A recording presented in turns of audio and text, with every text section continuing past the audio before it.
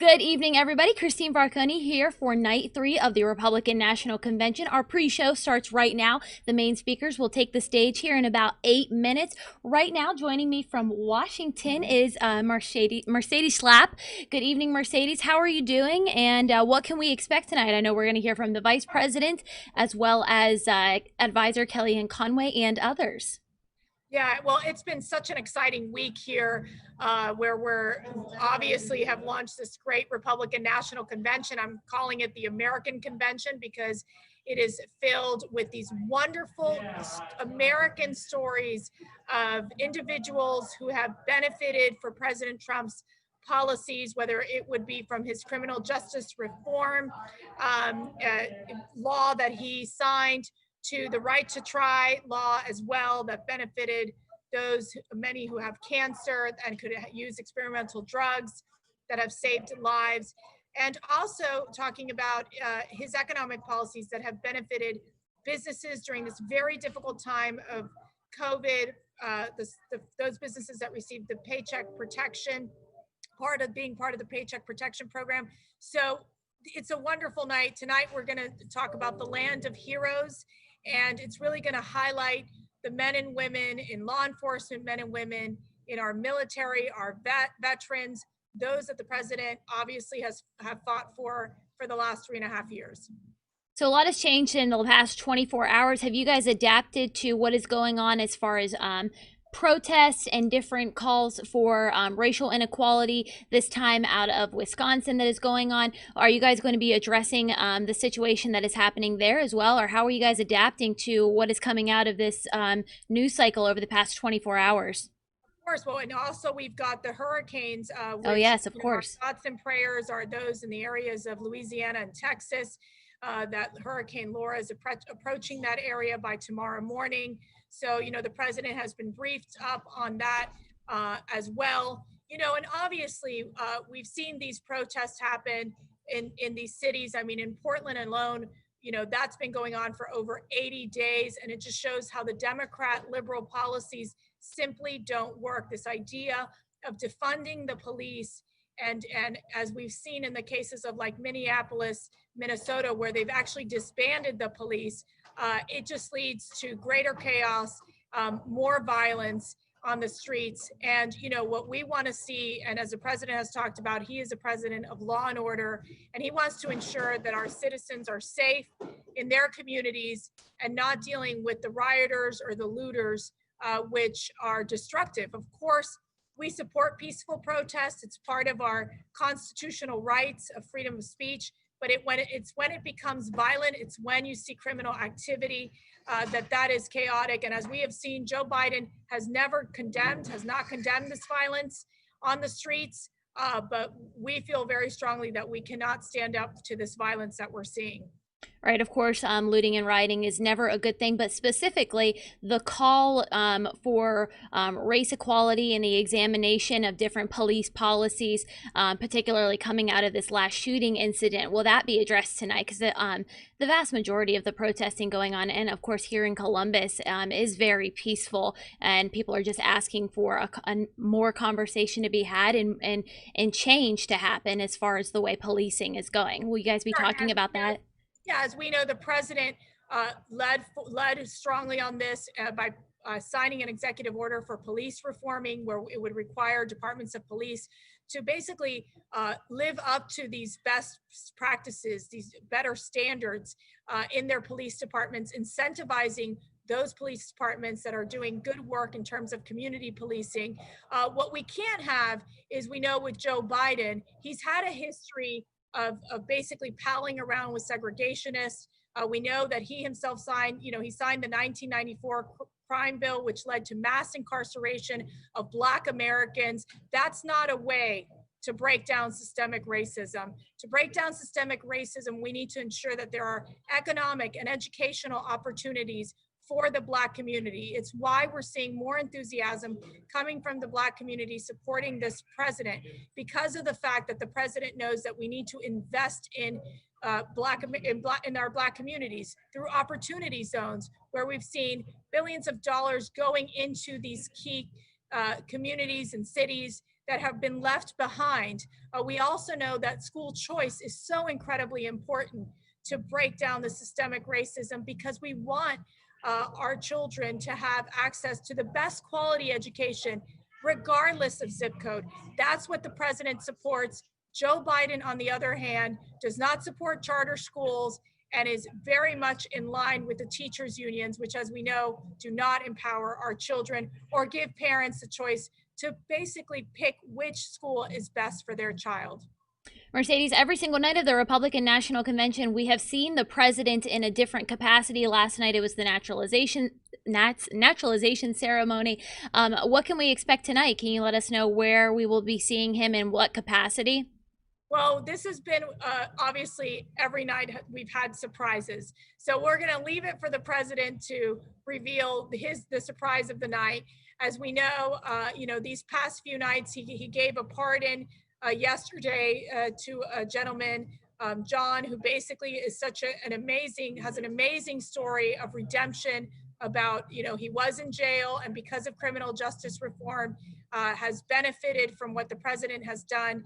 And then he basically is there to help young people that have been in jail to basically start their lives again and get trained so that they can re-enter the workforce and re-enter our society. So I think, this is something that the president has been passionate about. It's why he was such an advocate for criminal justice reform in terms of ensuring that there's sentencing reform and that the nonviolent offenders are able, to serve their time, but not this ridiculous amount of 10, 20, 30 years, which we know were excessive sentencing, something that Joe Biden actually promoted, actually supported during the 1994 crime bill.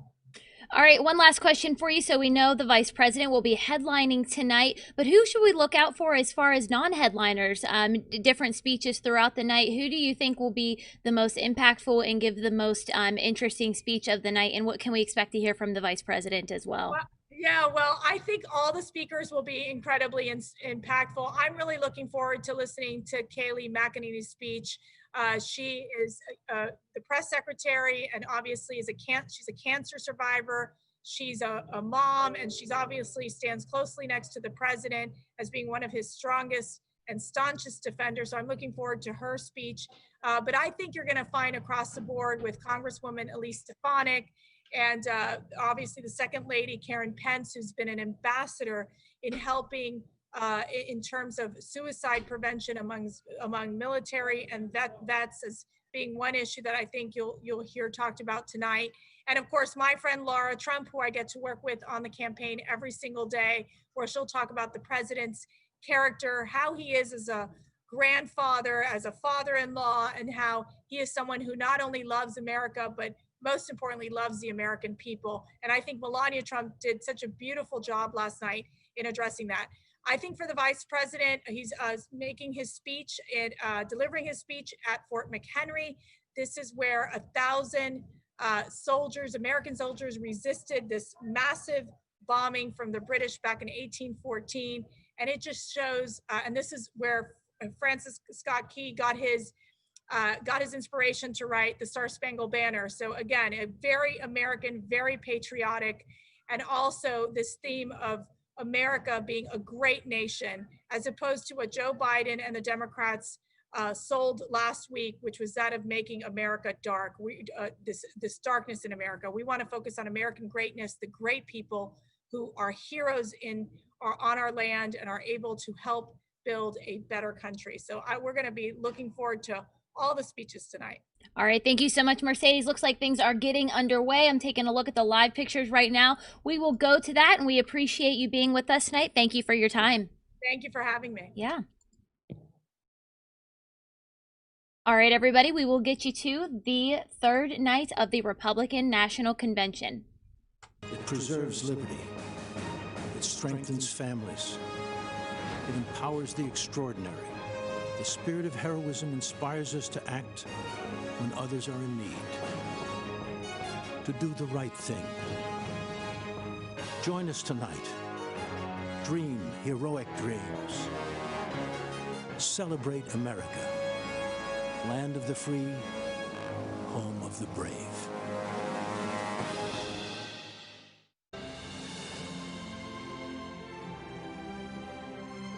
from Washington, D.C., welcome to the 2020 Republican National Convention. Tonight, celebrating America as the land of heroes.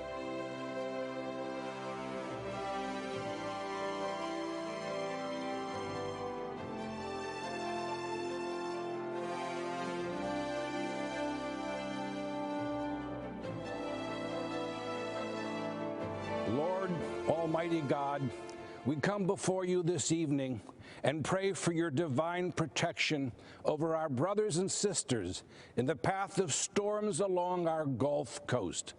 You are our rock and our shelter in the midst of the storms of life. You are the God who commands the winds and the waves, and we pray that you will provide refuge to our people. O Lord, you have granted us certain natural rights, such as the right to speak freely, life, liberty, the pursuit of happiness, as well as religious freedom, the right to assemble, and the right to self-defense.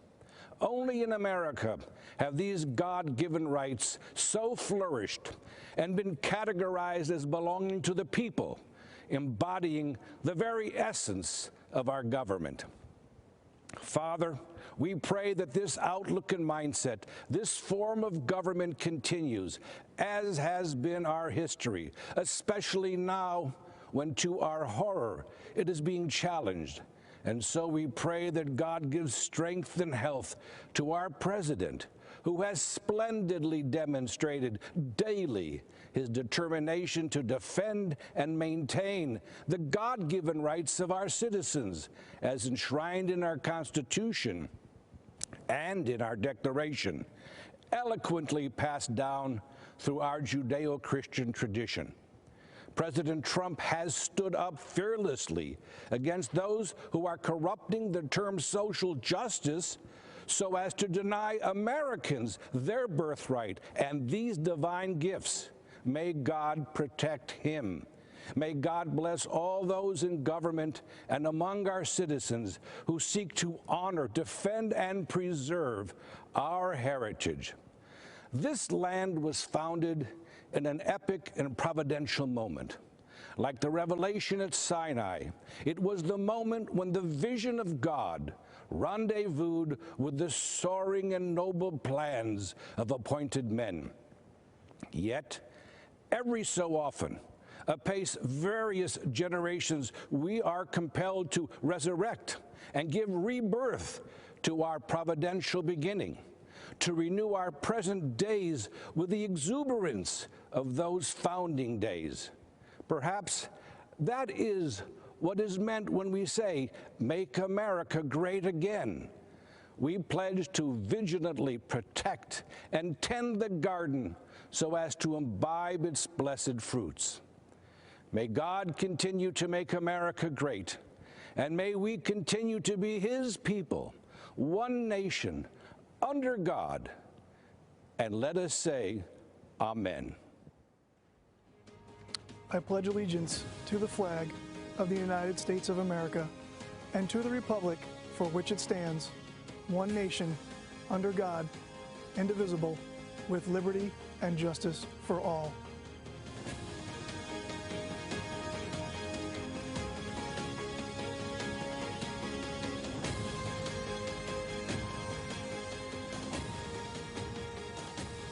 Good evening. I'm Governor Kristi Noem of South Dakota. I'm here tonight because I believe America is an exceptional nation, founded on three principles: equality, freedom, and opportunity. But today, our founding principles are under attack. This year, the choice for Americans is between a man who values these ideals and all that can be built because of them, and a man who isn't guided by these ideals, and coincidentally, has built nothing. Remember, America's battle for independence and fight for self-governance was something that had never been done before. Men of great intellect and wisdom, like James Madison, the father of our Constitution, hoped our constitutional republic would last for ages, mitigate the problems that would naturally arise from political factions, and prevent tyranny.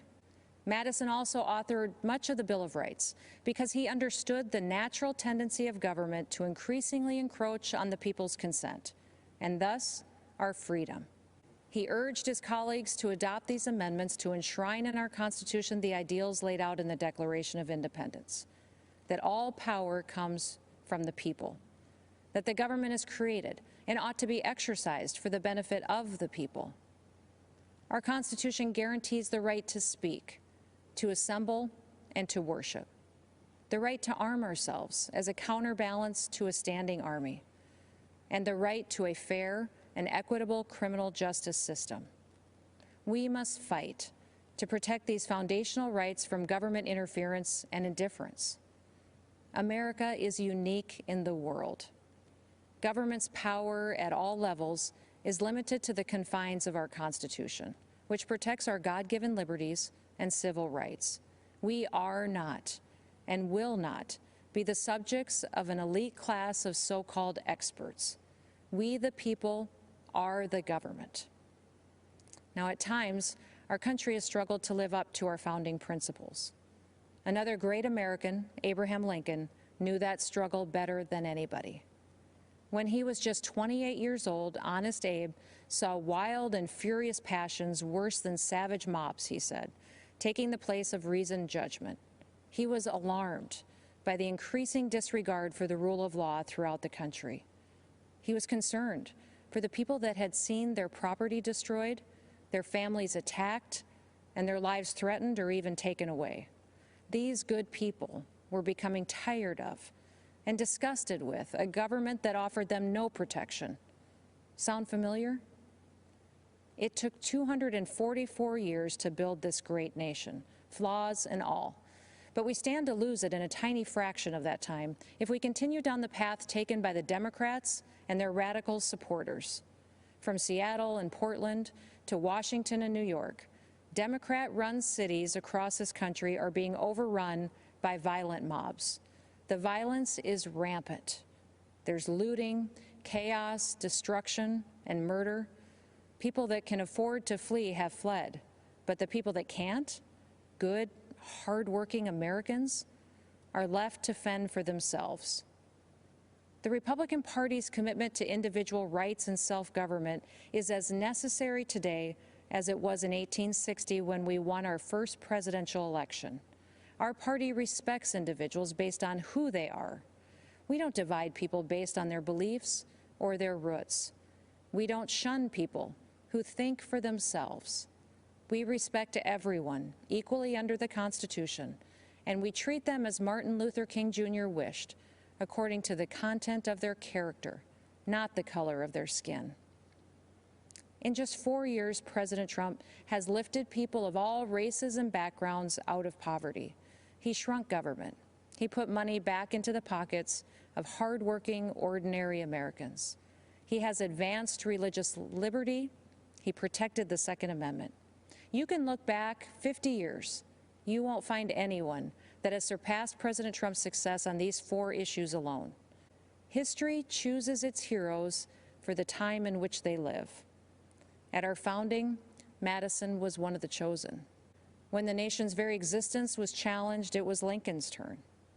Thanks to these men, America is a land of hope. Their examples have been repeated in countless ways by simple Americans following their conscience. But there is another American hero to be recognized, and that is the common American. This is who President Trump is fighting for. He's fighting for you.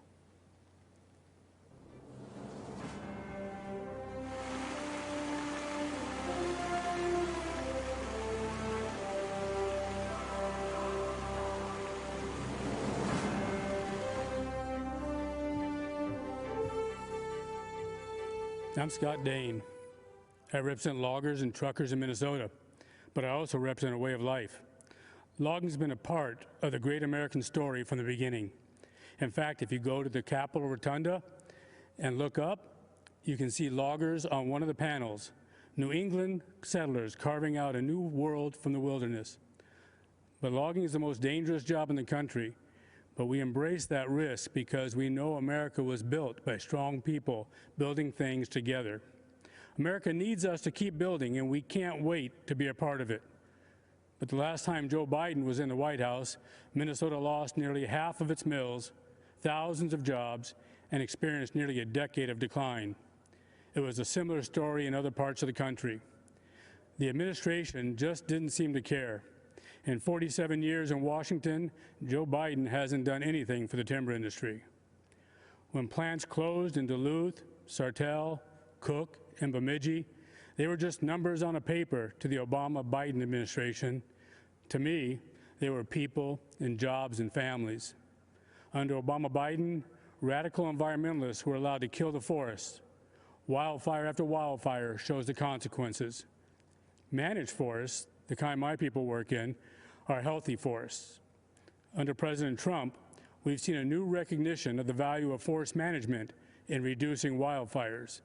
And we've seen new support for our way of life, where a strong back and a strong work ethic can build a strong middle class. We want to build families where we were raised and stand by communities that stood by us. We want that way of life available for the next generation, and we want our forests there too. President Trump, thank you for helping us do just that.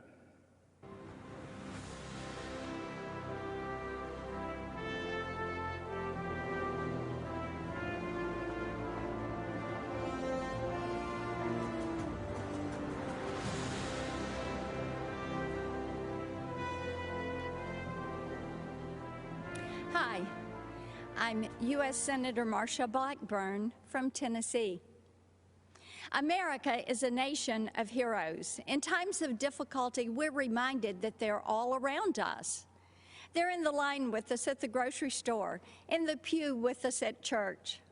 They're the regular Americans who step up to volunteer and serve when we need them most. They've stood at the forefront throughout this pandemic. The emergency room nurses who go back shift after shift. The medical researchers developing a vaccine and therapies to combat what the Chinese Communist regime unleashed on the world. Cookeville's Double Springs Church of Christ members lifting our country up in prayer and providing for those impacted by tragedy.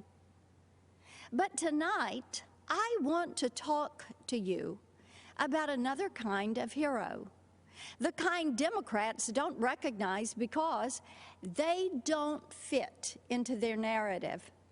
I'm talking about the heroes of our law enforcement and armed services. Leftists try to turn them into villains. They want to cancel them. But I'm here to tell you, these heroes can't be canceled. Tennessee is full of them. After all, we're the volunteer state. My dad served in the Army in World War II. When he came home, he put on another uniform and for 30 years volunteered to help our underfunded Sheriff's Department.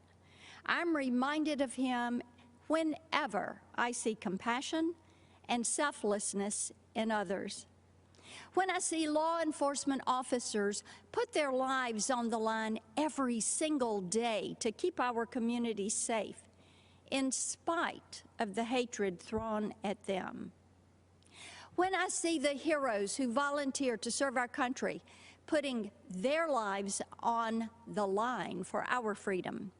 Many of these heroes call Tennessee home, and we could not be more proud of the brave men and women of the 101st Airborne Division at Fort Campbell. The common thread between them is a deep-seated desire to serve a cause larger than themselves. They don't believe their country owes them anything. They believe they owe their country and their fellow man. As hard as Democrats try, they can't cancel our heroes. They can't contest their bravery, and they can't dismiss the powerful sense of service that lives deep in their souls. So, They tried to defund them, our military, our police, even ICE, to take away their tools to keep us safe. Joe Biden, Kamala Harris, and their radical allies try to destroy these heroes because if there are no heroes to inspire us, government can control us. They close our churches, but keep the liquor stores and abortion clinics open. They say we can't gather in community groups, but encourage protests, riots, and looting in the streets. If the Democrats had their way, they would keep you locked in your house until you become dependent on the government for everything. That sounds a lot like communist China to me. Maybe that's why Joe Biden is so soft on them. Why Nancy Pelosi says that China would prefer Joe Biden. Yep, I bet they would. But President Trump has stood up for our heroes every day. He stood by our law enforcement, our military, and the freedoms we hold dear. He's made good on his promise to put America first. And I hope you will stand with me as we send him back for 4 more years with a clear message to the Democrats: you will never cancel our heroes.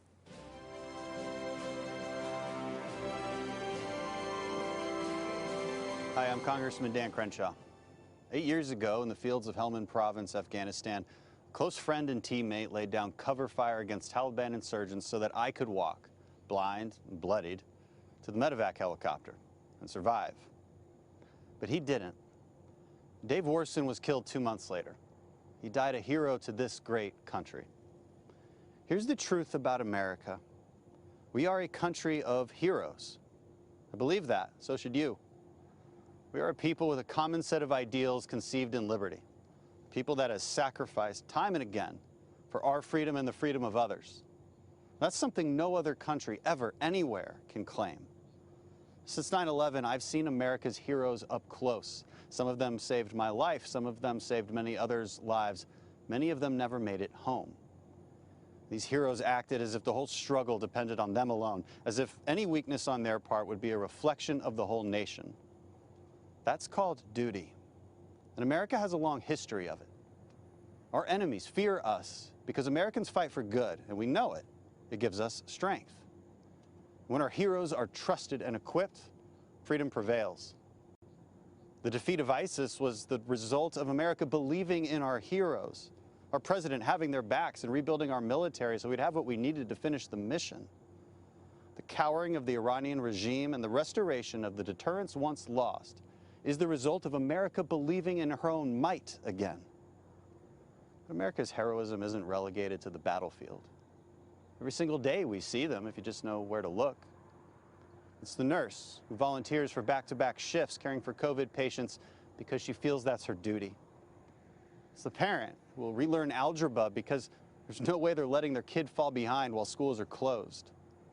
And it's the cop that gets spit on one day and will save a child's life the next. America is the country where the young military wife with 2 young children answers the unexpected knock at the door, looks the man in uniform in the eye, and even as her whole world comes crashing down, she stands up straight, she holds back tears, and takes care of her family, because she must. This is what heroism looks like. It's who we are, a nation of heroes. And we need you now more than ever. We need to remind ourselves what heroism really is. Heroism is self-sacrifice.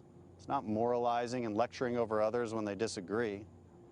Heroism is grace, not perpetual outrage. Heroism is rebuilding our communities, not destroying them. Heroism is renewing faith in the symbols that unite us, not tearing them down. You see, America is a fabric. It's woven from the threads of history's best stories, best attributes, and greatest ideas. The American spirit reflects the oldest and most important virtues: self-sacrifice, courage, tolerance, passion for human achievement. We can decide right now that American greatness will not be rejected nor squandered. As the American founding was grounded in individual liberty, so will be our future. But if we are to rediscover our strength, then it must be an endeavor undertaken by each and every one of us. We must become the heroes that we so admire. America was built by them, and our future will be protected by them. It will be protected by you. So God bless America.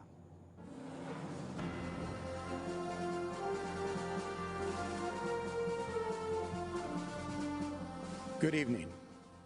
I'm retired Lieutenant General Keith Kellogg. In 1967, at the age of 22, I volunteered to serve my country in Vietnam. From the jungles of Vietnam to the deserts of Iraq, I have gone where my nation asked. I have borne witness to soldiers' last moments on earth, their lives spent in hope and promise of a better future for all Americans. I was in the Pentagon on September 11th, 2001. I lost friends there that day. In the years that followed, I watched my daughter, son, and son-in-law deploy to Afghanistan. I have looked into the eyes of my grandchildren as they said goodbye to their fathers and hugged them one last time. I lived service. I understand sacrifice. I know leadership. Over the past 3.5 years, I have witnessed every major foreign policy and national security decision by the President. I have been in the room where it happened. I saw only one agenda and one guiding question when tough calls had to be made. Is this decision right for America? When President Donald Trump took office, decades of failed foreign policy had crippled us. He faced wars without end in sight, creation of failed states like Libya and Syria, a past that allowed a terrorist caliphate to grow, and leadership in Washington that allowed our military to atrophy while we spent trillions of dollars abroad instead of investing at home. President Trump has reversed the decline of our military and restructured our national security strategy. With historic investment and vision, our military is now better equipped, better resourced, and better manned than any military in the world. President Trump demolished the terrorist ISIS caliphate in the Middle East and eliminated its leader, al-Baghdadi, one of the world's most brutal terrorists. President Trump took decisive action against Iranian terrorist mastermind, Qasem Soleimani, a man responsible for deaths of hundreds of American servicemen in Iraq. When our NATO allies failed to meet their commitments as we upheld ours, President Trump demanded parity. NATO members have now increased their contributions over $100 billion this year, and NATO's Secretary General credits President Donald J. Trump. President Trump challenged and continues to challenge an ever increasingly provocative and militant China. But make no mistake, President Trump is no hawk. He wisely wields the sword when required, but believes in seeking peace instead of perpetual conflict. Just over a week ago, our president brokered a peace agreement between the United Arab Emirates and Israel, the first in the Middle East in over 25 years.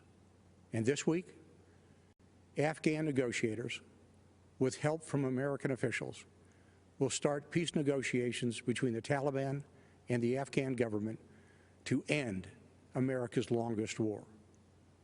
Ask yourself, has this president kept his promises to keep us out of needless conflicts and to pursue ending wars without end? Has he defended your interests in renegotiating trade deals that previously hurt Americans and our national security? Has he fulfilled his commander-in-chief role by decisively going after our nation's enemies? You and I know the answer is yes. The choice is clear. This is the most important election of our lifetime. The next 4 years will decide the course of our country for decades to come. I am asking you to stand up and be counted, so we never have to look back and recall what it was once like in America when men and women were free, our families were secure, and we had a president who served the people. God bless America. Thank you, and good night.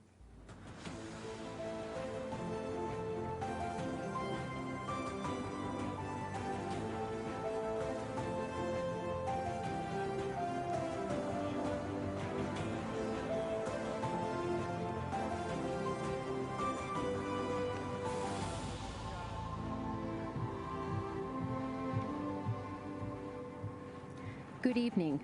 My name is Tara Myers. Tonight, I am here as a wife and mother to share how education freedom has personally impacted my family, especially the life of my son Samuel. Before Samuel was even born, I was told his life wouldn't be worth living. When early tests revealed he had Down syndrome, our doctor encouraged me to terminate the pregnancy. He said, if you do not, you will be burdening your life, your family, and your community. I knew my baby was a human being created by God, and that made him worthy of life. I am thankful that President Trump values the life of the unborn. When we went to register Samuel for kindergarten, we were told to just put him where he would be comfortable. Don't stress him out by trying to teach him. When we pushed for him to attend his neighborhood school with his sisters, we were told, just go home and let us do what we do.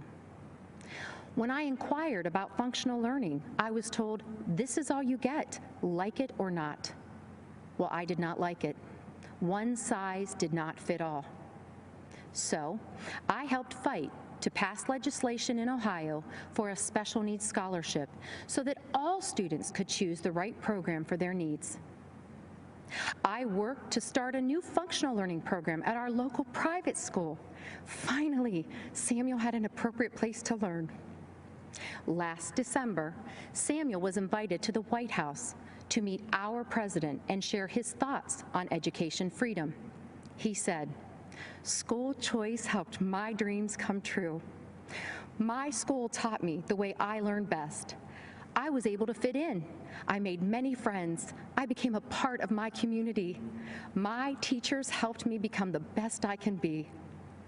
President Trump shook my hand and said, "Wonderful job, Mom. Your son is amazing." Unlike the doctor who told me to end Samuel's life before it even began, President Trump did not dismiss my son. He showed Samuel he valued him and was proud of what he accomplished. President Trump gave Samuel an equal seat at the table. Tonight, I would like to extend my thanks to President Trump and his administration for their work towards making every student's dream of a meaningful education a reality, and for fighting to ensure every child in America has an equal seat at the table of education freedom and an equal opportunity in life. Thank you, and may God bless America.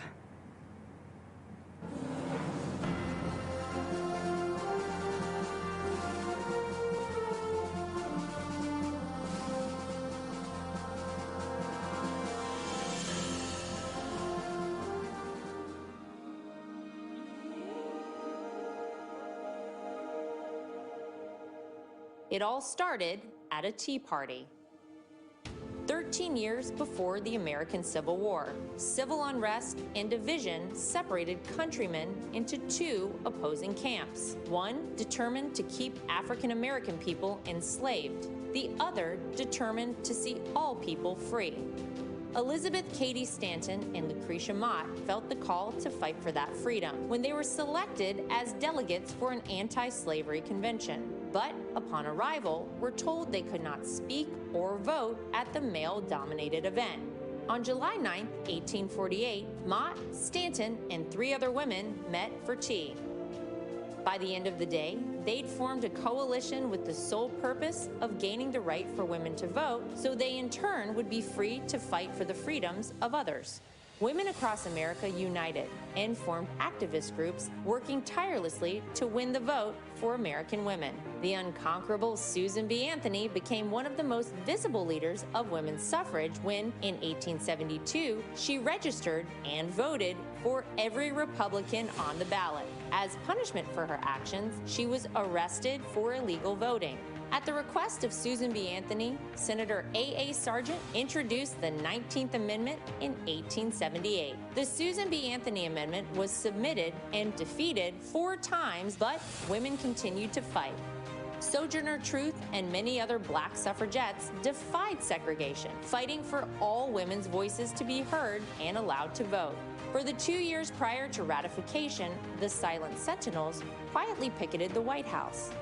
Finally, when Republicans regained control of Congress, on August 26, 1920, the Equal Suffrage Amendment was signed into law. Women's suffrage movement took 72 years and would change the lives of women forever. The victory was achieved peacefully through the valiant efforts of women patriots and the democratic process. 100 years later, in a bold declaration of rights for women, President Trump granted a full pardon to Susan B. Anthony on the 100th anniversary of the 19th Amendment's ratification. Women's suffrage was born from a desire to fight for the freedom of others. Now, we, the great patriots of America, will band together once again, and with one unified voice, we will vote for freedom.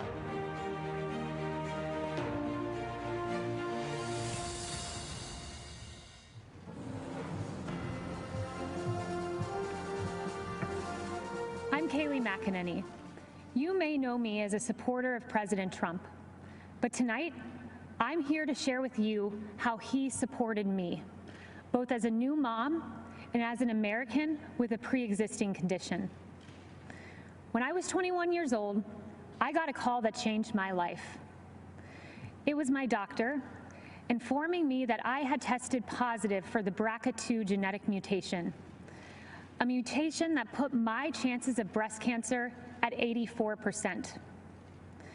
It was the same mutation that my mom had, compelling her to get a preventative double mastectomy, removing her breast tissue, but protecting her from a disease that has taken far too many of our mothers, our sisters, our friends. In my family, 8 women alone were diagnosed with breast cancer, several in their young 20s. I now faced the same prospect. For nearly a decade, I was routinely at Moffitt Cancer Center, getting MRIs, ultrasounds, and necessary surveillance. During these visits, I crossed paths with brave women battling cancer and fighting through chemotherapy. They were a testament to American strength. They are American heroes. On May 1st, 2018, I followed in my mother's footsteps, choosing to get a preventative mastectomy. I was scared. The night before, I fought back tears as I prepared to lose a piece of myself forever. But the next day, with my mom, dad, husband, and Jesus by my side, I underwent a mastectomy, almost eliminating my chance of breast cancer, a decision I now celebrate. Breast reconstruction has advanced remarkably. While it is an individual's decision, my doctor and I chose a course of surgery that left me virtually unchanged.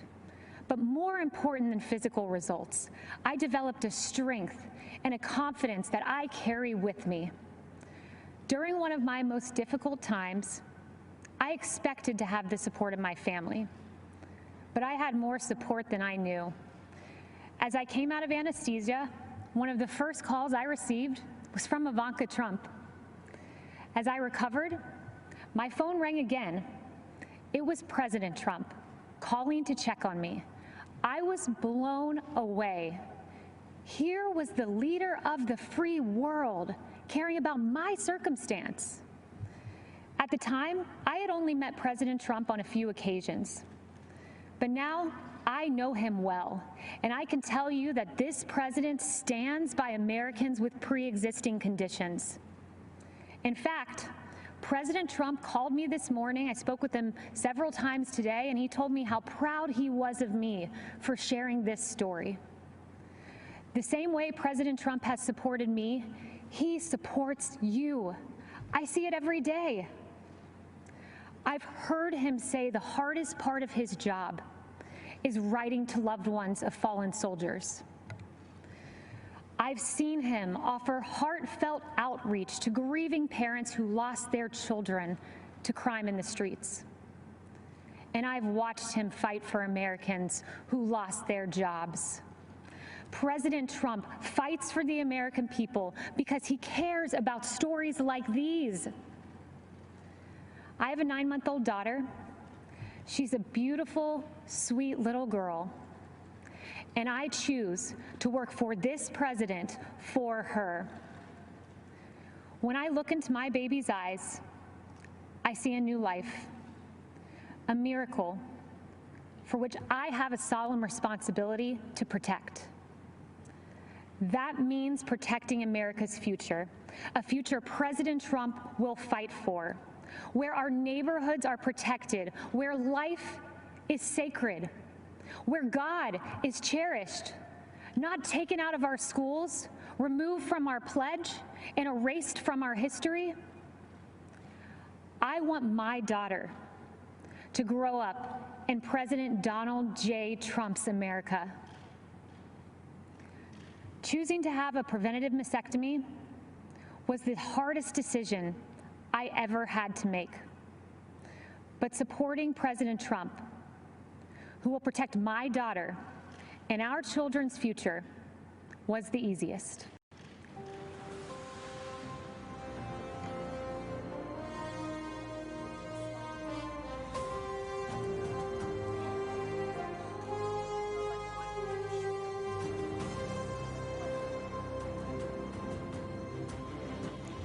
Good evening.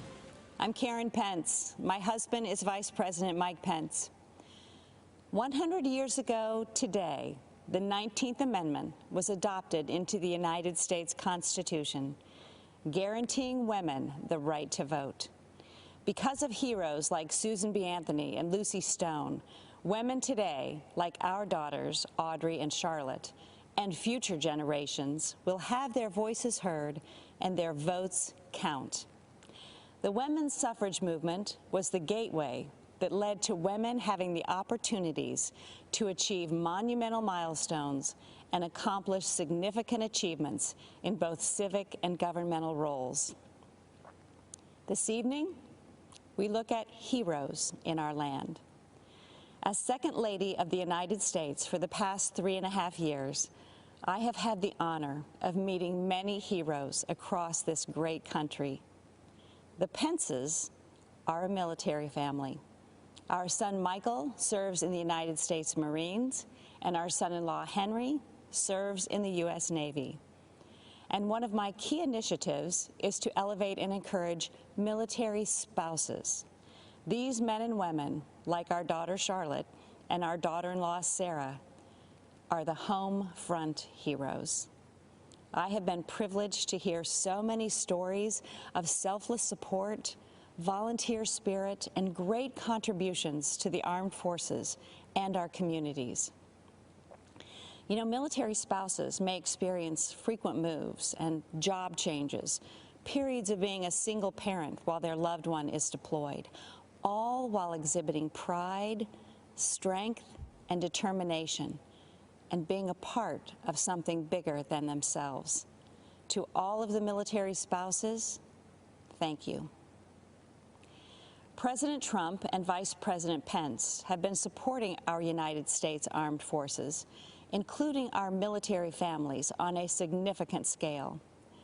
While traveling throughout our nation to educate military spouses about policy solutions that President Trump has promoted involving real, tangible progress in military spouse employment, I have been inspired to meet heroes like Lisa Bradley and Cameron Cruz.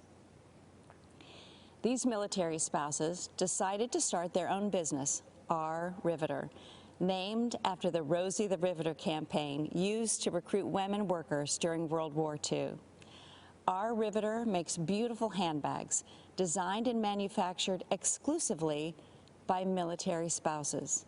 And many of those spouses live all over the country.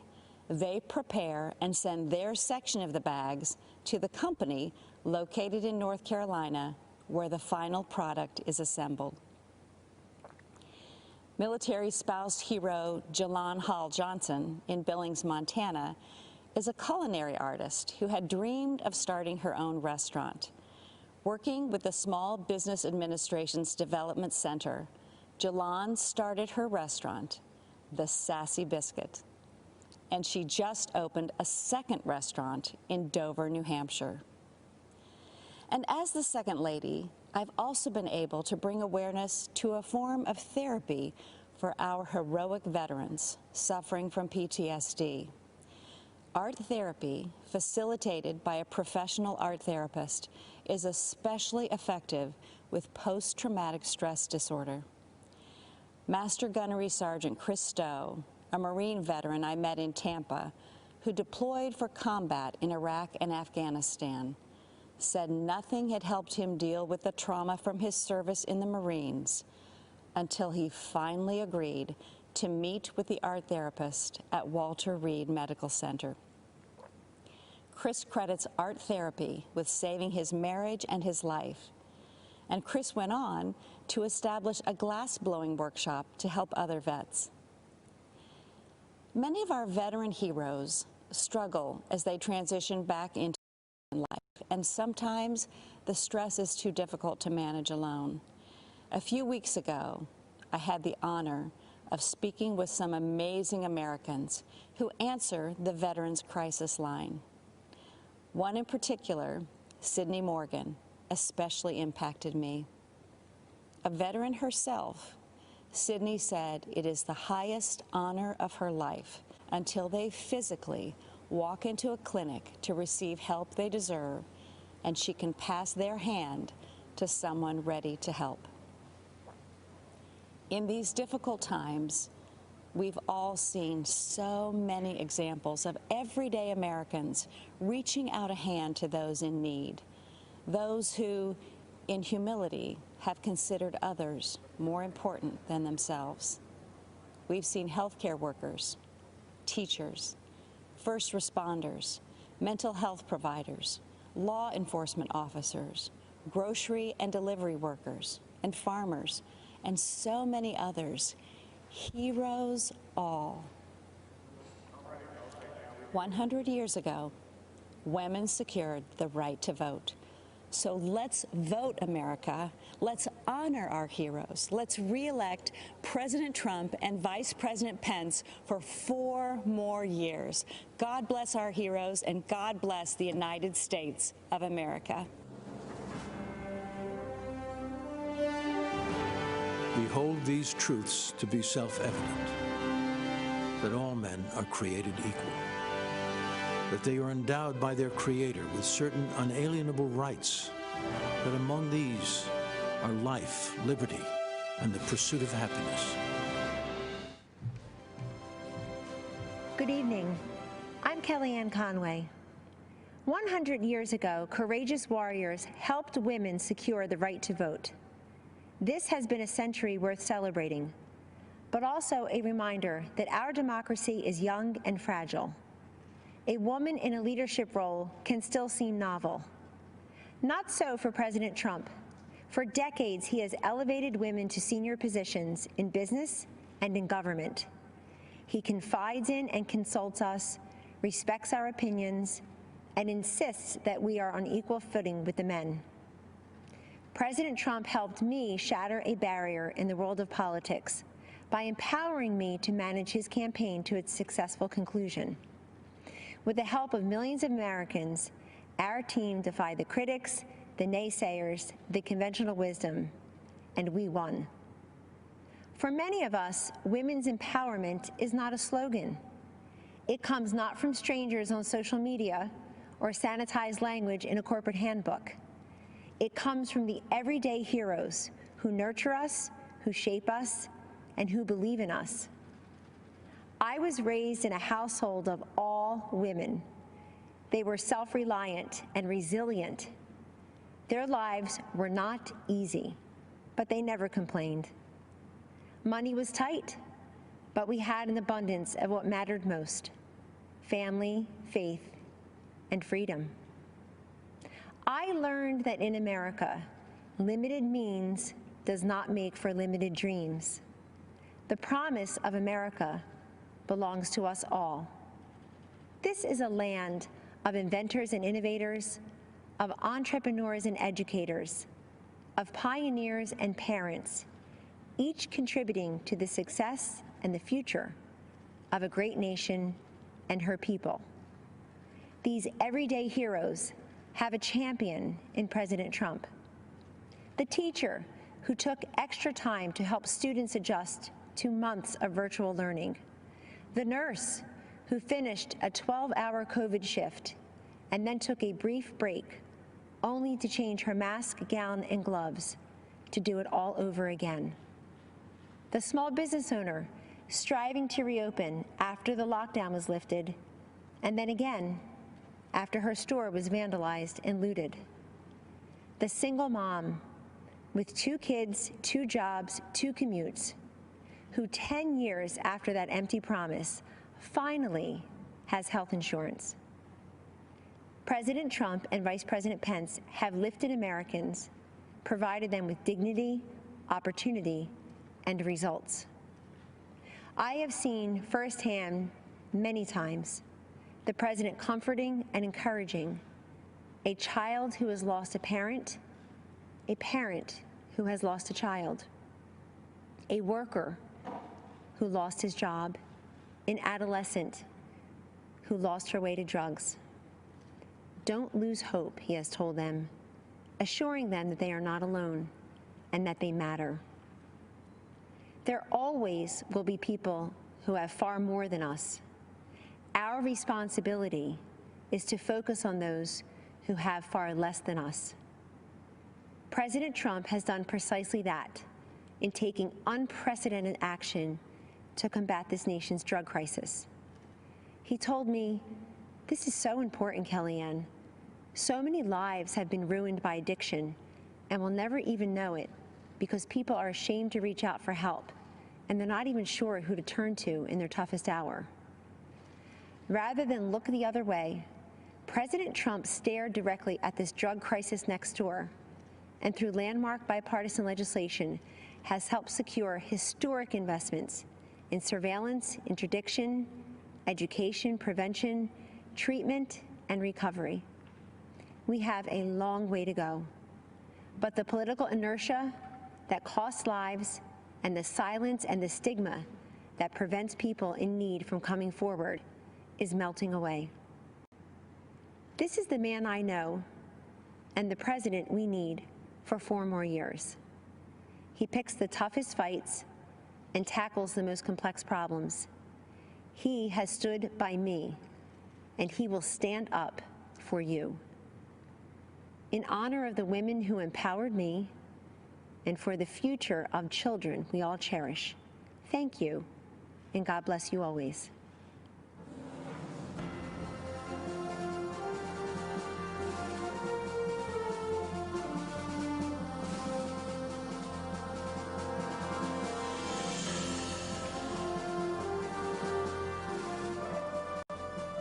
Good evening. I'm Sister Dede Byrne, and I belong to the community of the Little Workers of the Sacred Hearts of Jesus and Mary. Last 4th of July, I was honored to be one of the President's guests at his Salute to America celebration. I must confess that I recently prayed while in chapel, begging God to allow me to be a voice and instrument for human life. And now here I am, speaking at the Republican National Convention. I guess you better be careful for what you pray for. My journey to religious life was not a traditional route, if there is such a thing. In 1978, as a medical school student at Georgetown University, I joined the Army to help pay for my tuition and ended up devoting 29 years to the military, serving as a doctor and a surgeon in places like Afghanistan and Egypt's Sinai Peninsula. After much prayer and contemplation, I entered my religious order in 2002, working to serve the poor and the sick in Haiti, Sudan, Kenya, Iraq, and in Washington, D.C. Humility is at the foundation of our order, which makes it very difficult to talk about myself. But I can speak about my experience working for those fleeing war-torn and impoverished countries all around the world. Those refugees all share a common experience. They have been all marginalized, viewed as insignificant, powerless, and voiceless. And while we tend to think of the marginalized as living beyond our borders, the truth is the largest marginalized group in the world can be found here in the United States. They are the unborn. As Christians, we first met Jesus as a stirring embryo in the womb of an unwed mother and saw him born 9 months later in the poverty of the cave. It's no coincidence that Jesus stood up for what was just and was ultimately crucified because what he said wasn't politically correct or fashionable. As followers of Christ, we are called to stand up for life against the politically correct or fashionable of today. We must fight against a legislative agenda that supports and even celebrates destroying life in the womb. Keep in mind, the laws we create define how we see our humanity. And we must ask ourselves, what are we saying when we go into a womb and snuff out an innocent, powerless, voiceless life? As a physician, I can say without hesitation, life begins at conception. While what I have to say may be difficult for some to hear, I am saying it because I'm not just pro-life, I'm pro-eternal life, and I want all of us to end up in heaven together someday. Which brings me to why I'm here today. Donald Trump is the most pro-life president that this nation has ever had, defending life at all stages. His belief in the sanctity of life transcends politics. President Trump will stand up against Biden-Harris, who are the most anti-life presidential ticket ever, even supporting the horrors of late-term abortion and infanticide. Because of his courage and conviction, President Trump has earned the support of America's pro-life community. Moreover, he has a nationwide of religious standing behind him. You'll find us here with our weapon of choice, the rosary. So thank you, Mr. President. We are all praying for you.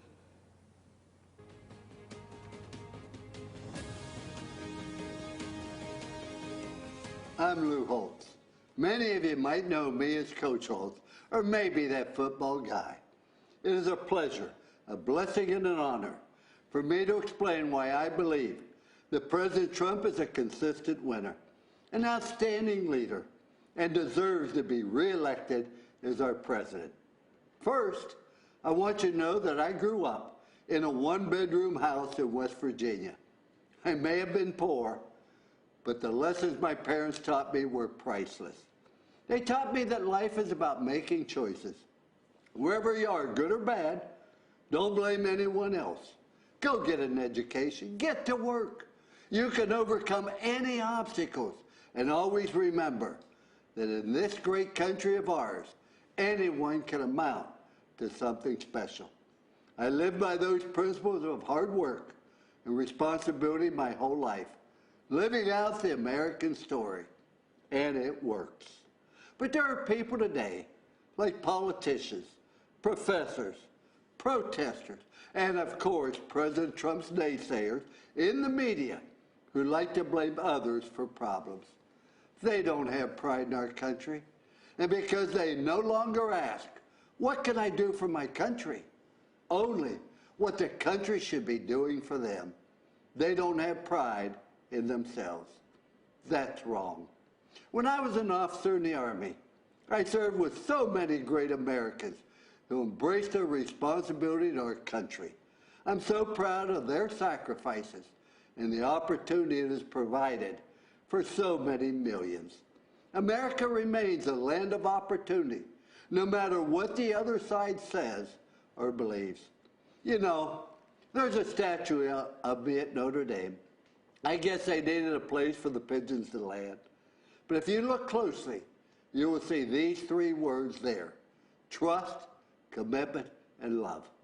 All my life, I've made my choices based on these 3 words. I use these 3 rules to make choices about everything. My beloved wife of 59 years, athletes I coached, and of course, politicians, even President Trump. I ask myself 3 things. 1, can I trust them? When a leader tells you something, you got to be able to count on it. That's President Trump. He says what he means what he says, and he's done what he said he would do at every single turn. One of the important reasons he has my trust is because nobody has been a stronger advocate for the unborn than President Trump. The Biden-Harris ticket is the most radically pro-abortion campaign in history. They and other politicians are Catholics in name only and abandon innocent lives. President Trump protects those lives. I trust President Trump. The second question I ask is, are they committed to doing their very best? President Trump always finds a way to get something done. If you want to do something bad enough, you will find a way. If not, you'll find an excuse. And excuses are a lot easier to find than solutions. President Trump finds solutions. President Trump is committed. And the third question I ask is, do they love people? Do they care about others? To me, this is very clear. President Trump has demonstrated through his prison reform, advocating for school choice and welfare reform, that he wants Americans from all walks of life to have the opportunity to succeed and live the American dream. President Trump loves our country and our great people. Trust, commitment, and love. In President Trump, we have a president we can trust, who works hard at making America greater and who genuinely cares about people. If I apply this test to Joe Biden, I can't say yes to any of these 3 questions. I used to ask our athletes at Notre Dame, if you did not show up, who would miss you and why? Can you imagine what would happen to us if President Trump had not shown up in 2016 to run for president? I'm so glad he showed up. Thank you for showing up, Mr. President. I encourage everyone who loves this country, who loves America, to show up in November for President Trump. Thank you.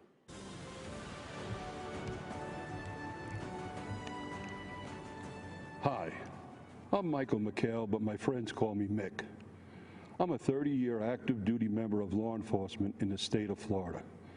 I am also the president of the National Association of Police Organizations, NAPO.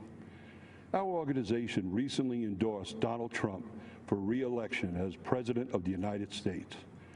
Our endorsement recognized his strong support for the men and women on the front lines, particularly during these challenging times.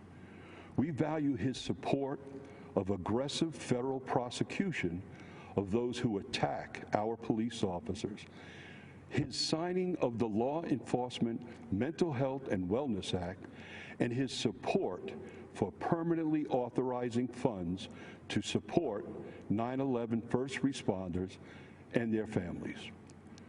Law enforcement officers across the nation take an oath to run towards danger when everyone else is running away. They do so willingly to protect our families and communities. I'm proud that the overwhelming majority of American police officers are the best of the best and put their lives on the line without hesitation. And good officers need to know their elected leaders and the department brass have their backs. Unfortunately, chaos results when failed officials in cities like Portland, Minneapolis, Chicago, and New York make the conscious decision not to support law enforcement. Shootings, murders, looting, and rioting occur unabated. The violence and bloodshed we are seeing in these and other cities isn't happening by chance. It's the direct result of refusing to allow law enforcement to protect our communities. Joe Biden has turned his candidacy over to the far left anti-law enforcement radicals. And as a senator, Kamala Harris pushed to further restrict police, cut their training, and make our American communities and streets even more dangerous than they already are. Conversely, President Trump supports the creation of a national standard for training on de-escalation and communication to give officers more tools to resolve conflict without violence. The differences between Trump, Pence, and Biden-Harris are crystal clear. Your choices are the most pro-law enforcement president we've ever had, or the most radical anti-police ticket in history. We invite those who value the safety of their family and loved ones to join the hundreds of thousands of members of the National Association of Police Organizations and support the re-election of President Donald J. Trump. Thank you, and God bless America.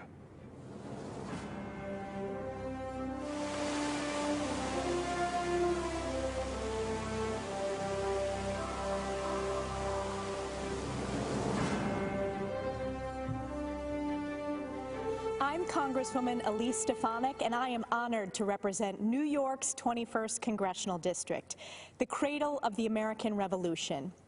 It's where almost 250 years ago, brave patriots fought in the battles of Saratoga to turn the tide of the Revolutionary War. It's where 40 years ago in Lake Placid, a team of amateur hockey players out-hustled, out-skated, and defeated the Soviet Union, stunning the world and giving us the unforgettable Miracle on Ice. And today, it's home to Fort Drum and the historic 10th Mountain Division, the most deployed unit in the U.S. Army since 9/11, where I saw firsthand President Trump graciously thank and honor our men and women in uniform and sign the largest pay raise for our troops in a decade.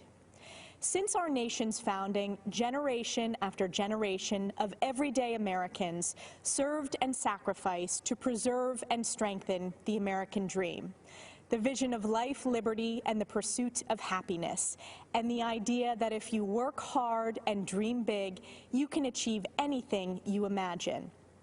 I believe in the American dream because I've lived it. Like millions of Americans, I grew up in a small business family where I learned the values of hard work and determination. I was the first person in my immediate family to graduate from college, ran for Congress to serve upstate New York, and am proudly the youngest Republican woman elected to Congress in history. I am honored to support President Trump for re-election because I know that he is the only candidate who will stand up for hardworking families and protect the American dream for future generations. Since his first day in office, President Trump has fought tirelessly to deliver results for all Americans, despite the Democrats' baseless and illegal impeachment sham and the media's endless obsession with it. I was proud to lead the effort standing up for the Constitution, President Trump, and most importantly, the American people. This attack was not just on the president. It was an attack on you, your voice, and your vote. But the American people were not swayed by these partisan attacks. Our support for President Trump is stronger than ever before. We know what's at stake in this historic election. Americans from all walks of life are unified in support of our president. It's why more Republican women than ever are running for office this year. We understand that this election is a choice between the far-left Democratic socialist agenda versus protecting and preserving the American dream. President Trump is working to safely reopen our Main Street economy. He understands that the engine of our country is fueled by the ingenuity and determination of American workers, entrepreneurs, and small businesses. Joe Biden wants to keep them locked up in the basement and crush them with $4 trillion in new taxes. We face a critical choice. Joe Biden's far-left failed policies of the past 47 years, or President Trump, who will stand up for the American people and the Constitution.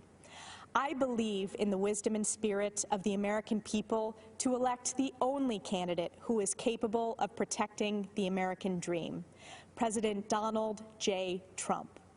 Thank you to the North Country for the opportunity to serve as your voice supporting his re-election. God bless the United States of America, the greatest country on earth.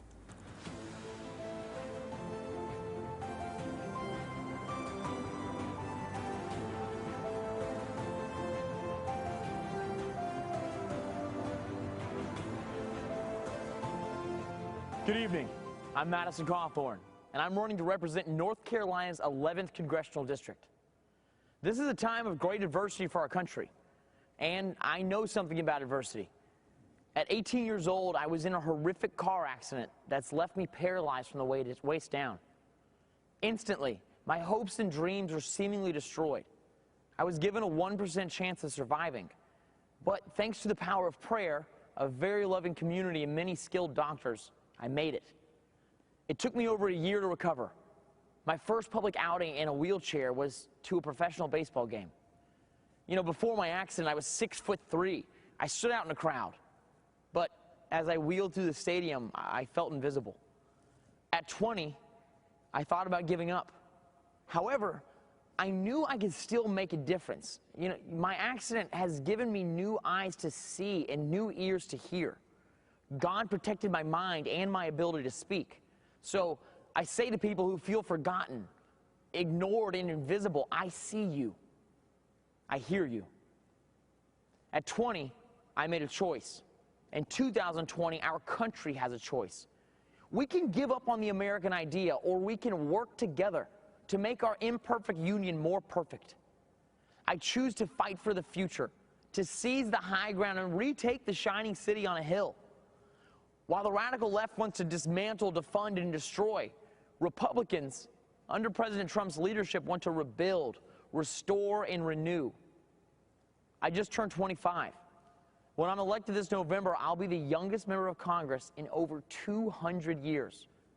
And if you don't think young people can change the world, then you just don't know American history. George Washington was 21 when he received his first military commission. Abe Lincoln, 22 when he first ran for office.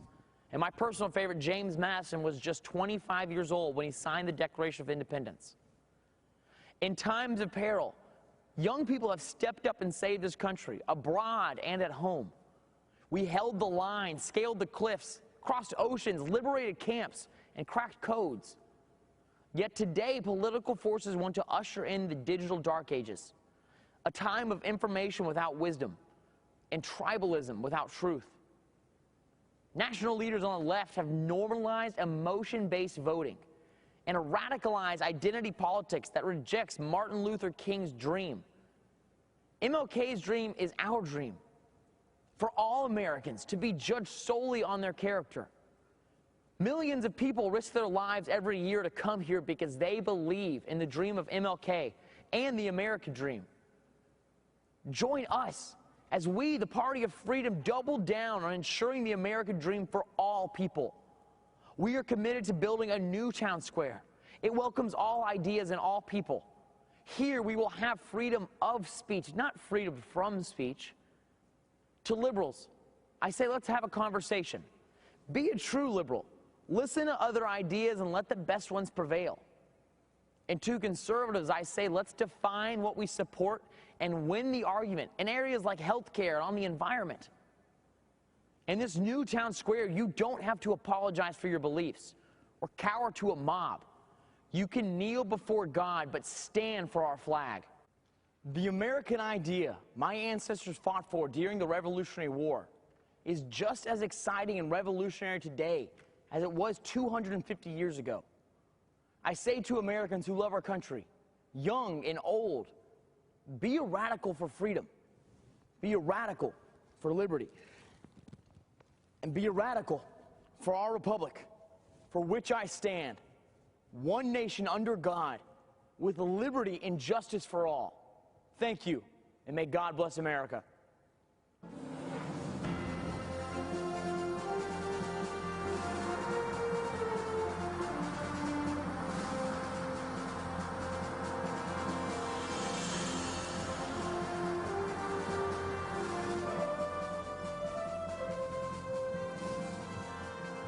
I'm Jack Brewer, a former three-time NFL team captain, college professor, coach, husband, son, and father. I'm also a lifelong Democrat, but I support Donald Trump. Let me be clear. I didn't come here for the popularity or the praise, the likes or the retweets. I'm here as a servant to God, a servant to the people of our nation, and a servant to our president. I grew up in Grapevine, Texas, a town that my great-grandfather was the first black man to settle as a sharecropper in 1896. My early high school experience included fighting with skinheads and being a witness in an attempted murder trial after my friend shot a skinhead in self-defense. I remember my dad's bravery when he personally stood up against a KKK rally in my town. In my house, my father taught me to back down from no one. I know what racism looks like. I've seen it firsthand. In America, it has no resemblance to President Trump. And I'm fed up with the way he's portrayed in the media, who refuse to acknowledge what he's actually done for the black community. It's confusing the minds of our innocent children. Before I left to come deliver this message, my energetic 8-year-old son, Jackson, stopped me and said, "Dad, can you please just tell everyone that all lives need to matter and that God loves everyone?" In that moment, I realized that my 8-year-old had figured out what so many adults have seemed to forget. We are not as divided as our politics suggest. At some point, for the sake of our children, the policies must take priority over the personalities. So because you have an issue with President Trump's tone, you're going to allow Biden and Harris to deny our underserved black and brown children school choice? Are we so offended by the president's campaign slogan, "Make America Great Again," that we're going to ignore that Joe Biden and Kamala Harris have collectively been responsible for locking up countless black men for nonviolent crimes? Are you going to allow the media to lie to you by falsely claiming that he said there were very fine white supremacists in Charlottesville? He didn't say that. It's a lie. And ignore the so-called Black Lives Matter organization that openly, on their website, calls for the destruction of the nuclear family. My fellow Americans, our families need each other. We need black fathers in the homes with their wives and children. The future of our communities depend on it. I'm blessed to be able to run inner-city youth programs and to also teach in prisons across America. The inmates in my federal prison program literally receive days off their sentence just for attending my class. And that's thanks to President Donald Trump and his First Step Act. President Trump cared about these Americans and their families, even when so many others had left them behind and had written them off. I'm forever grateful for President Trump for that. He endures relentless attacks, and so do many of us, like myself, who support him. But my mama always told me, when the Lord starts blessing, the devil starts messing. This convention marks a time to celebrate our history. Republicans are the party that freed the slaves and the party that put the first black men and women in Congress. It's the party of Frederick Douglass and Abraham Lincoln. And now, Tim Scott and Donald Trump. Our president has made incredible strides to end mass incarceration and give unprecedented opportunities for black in America to rise. America, let this election be a call for all God's people who are called by his name to humble ourselves and pray together and to seek his face and to turn from our wicked ways. Then he will hear us from heaven, and he will forgive our sins, and he will heal our land. Amen, and God bless America.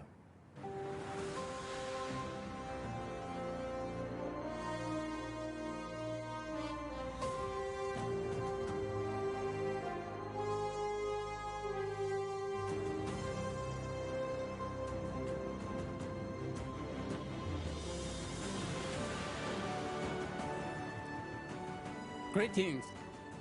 My name is Chen Guangcheng. Standing up to tyranny is not easy, I know. When I spoke out against China's one-child policy and other injustices, I was prosecuted, beaten, sent to prison, and put under house arrest by the Chinese Communist Party, the CCP. In April 2012, I escaped and was given shelter in the American Embassy in Beijing. I'm forever grateful to the American people for welcoming me and my family to the United States, where we are now free. The CCP is an enemy of humanity. It is terrorizing its own people, and it is threatening the well-being of the world. In China, expressing beliefs or ideas not approved by the CCP, religion, democracy, human rights can lead to prison. The nation lives under mass surveillance and censorship. The U.S. must use its values of freedom, democracy, and the rule of law to gather a coalition of other democracies to stop CCP's aggression. President Trump had led on this, and we need the other countries to join him in this fight, a fight for our future. Standing up to fight unfairness isn't easy, I know. So does President Trump, but he has shown the courage to wage that fight. We need to support, vote, and fight for President Trump for the sake of the world. Thank you.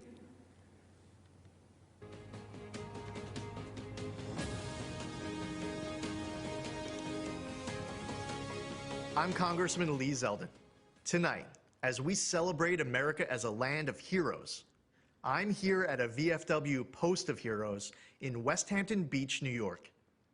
I've seen amazing Americans in action, raised in a law enforcement family, deployed to Iraq as an 82nd Airborne paratrooper, and serving today in the Army Reserve.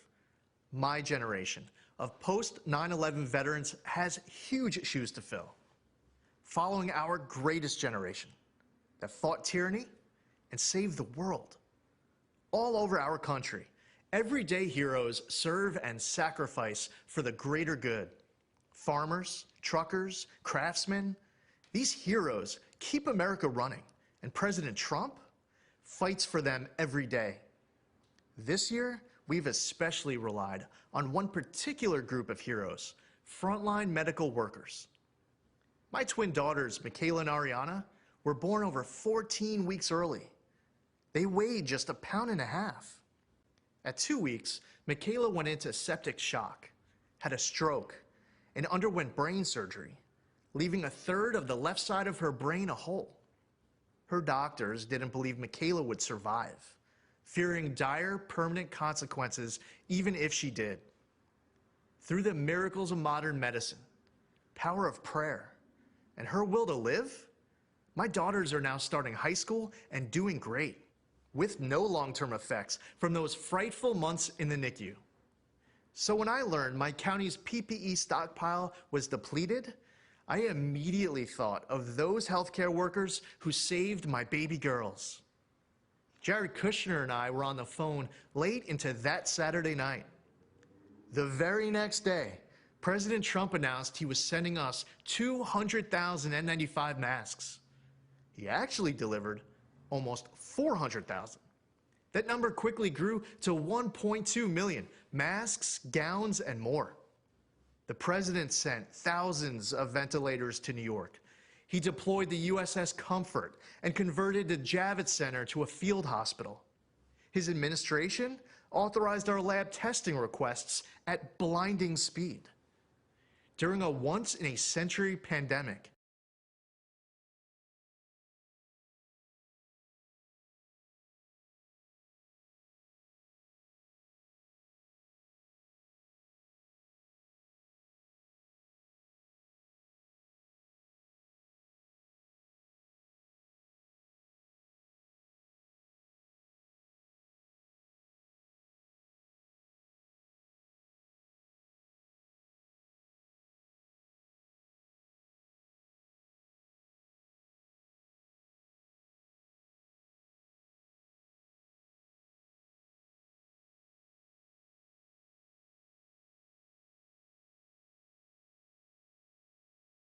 future for America more promising than ours right now.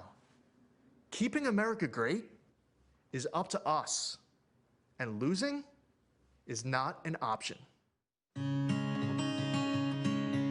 I'm very proud to have President Trump in office here. He's the best we've ever had. He's done the most for any president ever done. He's always there trying to take care of veterans, giving veterans what they need. The turnaround times have increased since Trump has taken over. You had to fight 15 years for benefits, but once he came into office, you had like 90 days. You turned your paperwork in, at least you had some kind of answer.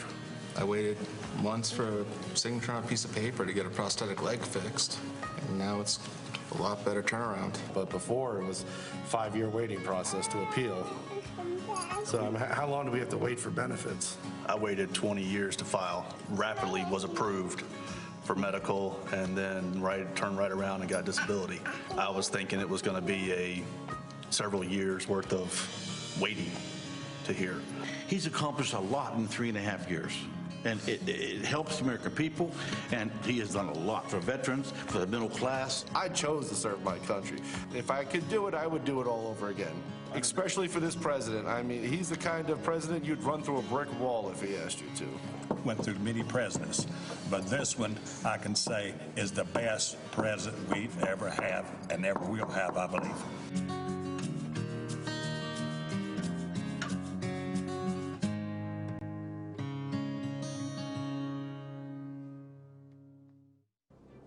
Hello, everyone, and thank you for inviting me into your home this evening. It's truly a privilege.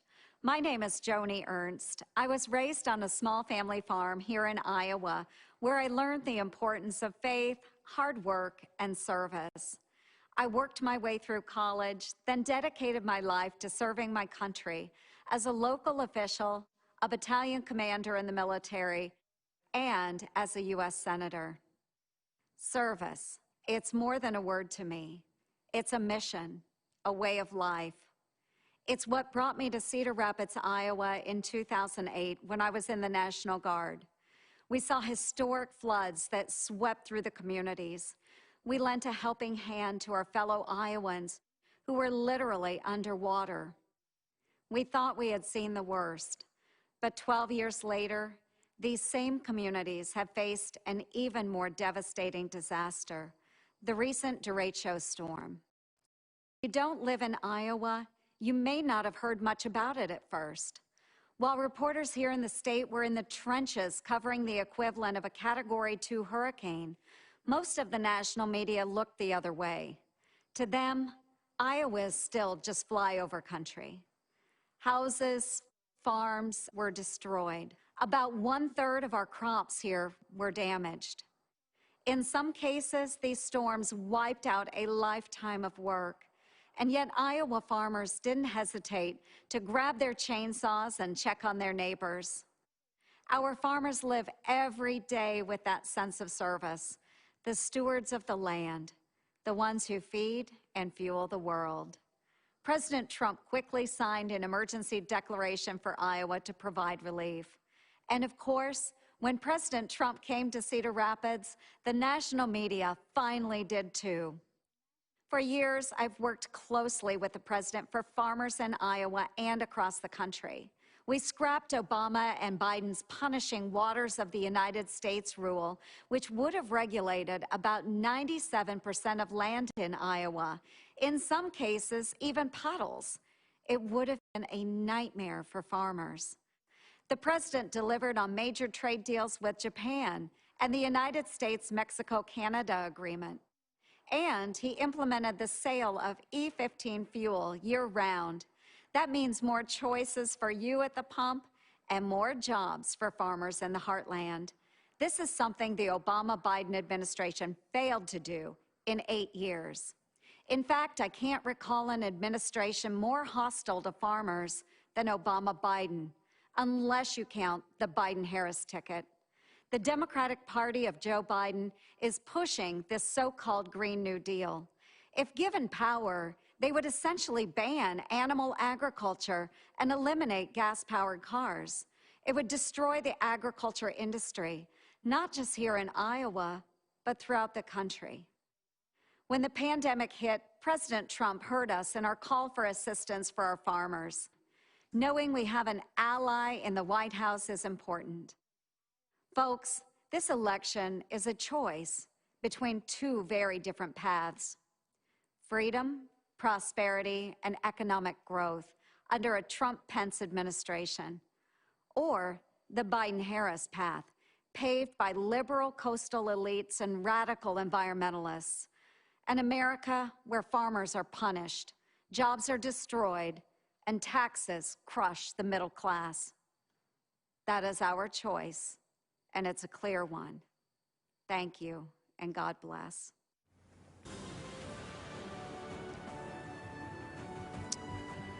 Ladies and gentlemen, I'm Burgess Owens. Shackled in the belly of a slave ship, an 8-year-old boy named Silas Burgess came to America to be sold on an auction block. By the grace of God and the courage of slaves who believed in freedom, Silas escaped through the Underground Railroad and settled in the great state of Texas. He went on to become a successful entrepreneur. He built his community's first church, first elementary school, and purchased 102 acres of farmland, which he paid off in 2 years. I'm here today, a candidate for Congress, because of my great-great-grandfather, Silas Burgess.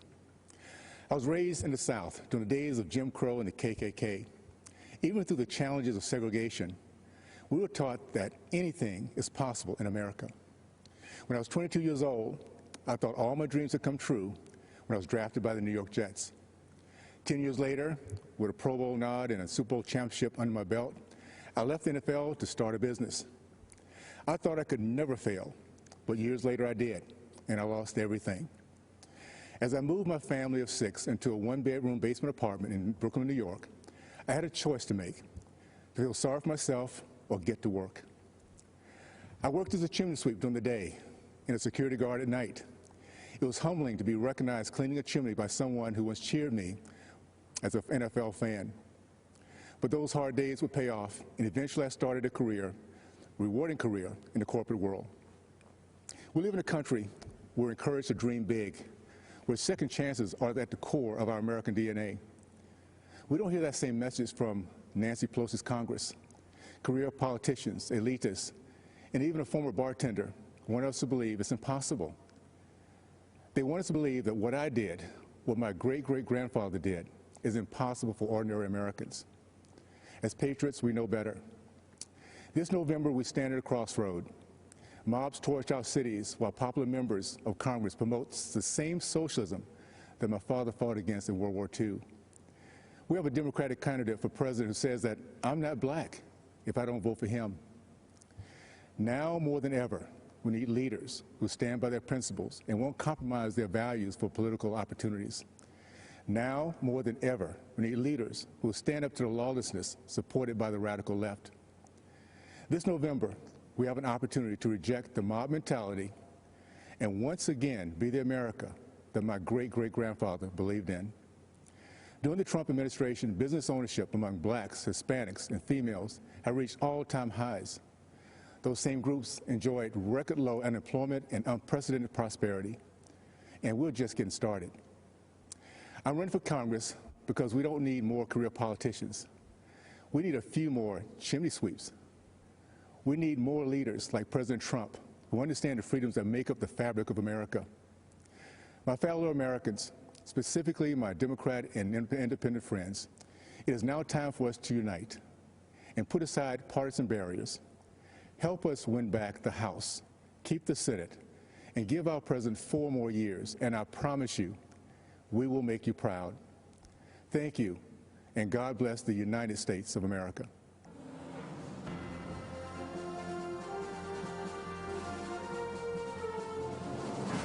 Standing guard over Baltimore Harbor is the remains of an earthen star, a relic of time past. It recalls a time when the spirit of liberty stirred in men of renown who stood in the gap against the most powerful force in the world. 27 hours, 1,000 men, low on ammunition, firing scrap metal. The battle raged, insurmountable odds. A darkness fell upon this new nation. In the midst of the fight, the heroes of Fort McHenry were unmoved. The light of dawn overcame the darkness.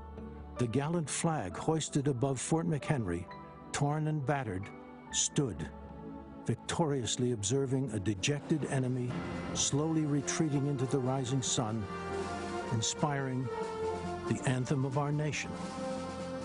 The spirit of liberty, not to be denied, the earthen star, Fort McHenry, a reminder of those brave patriots who, having done all, stood and prevailed. It is why we stand today, honoring past, present, and future generations of freedom-loving Americans when we hear the anthem and raise the Star-Spangled Banner.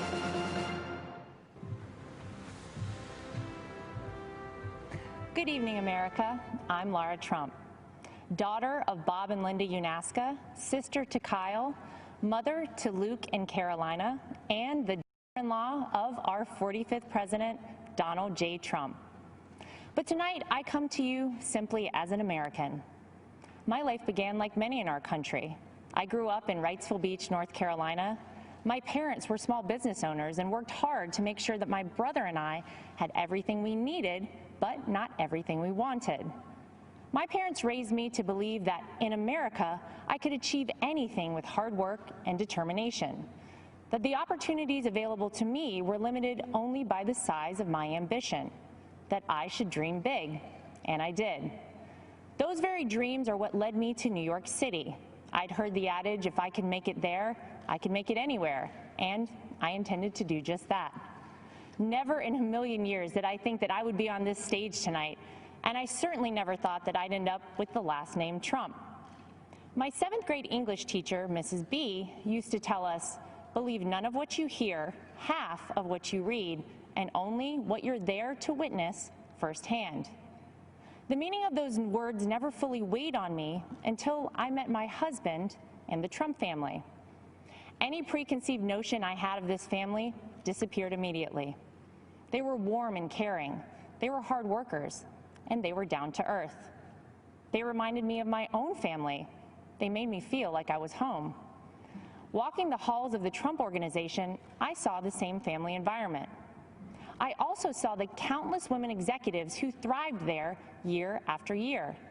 Gender didn't matter. What mattered was the ability to get the job done.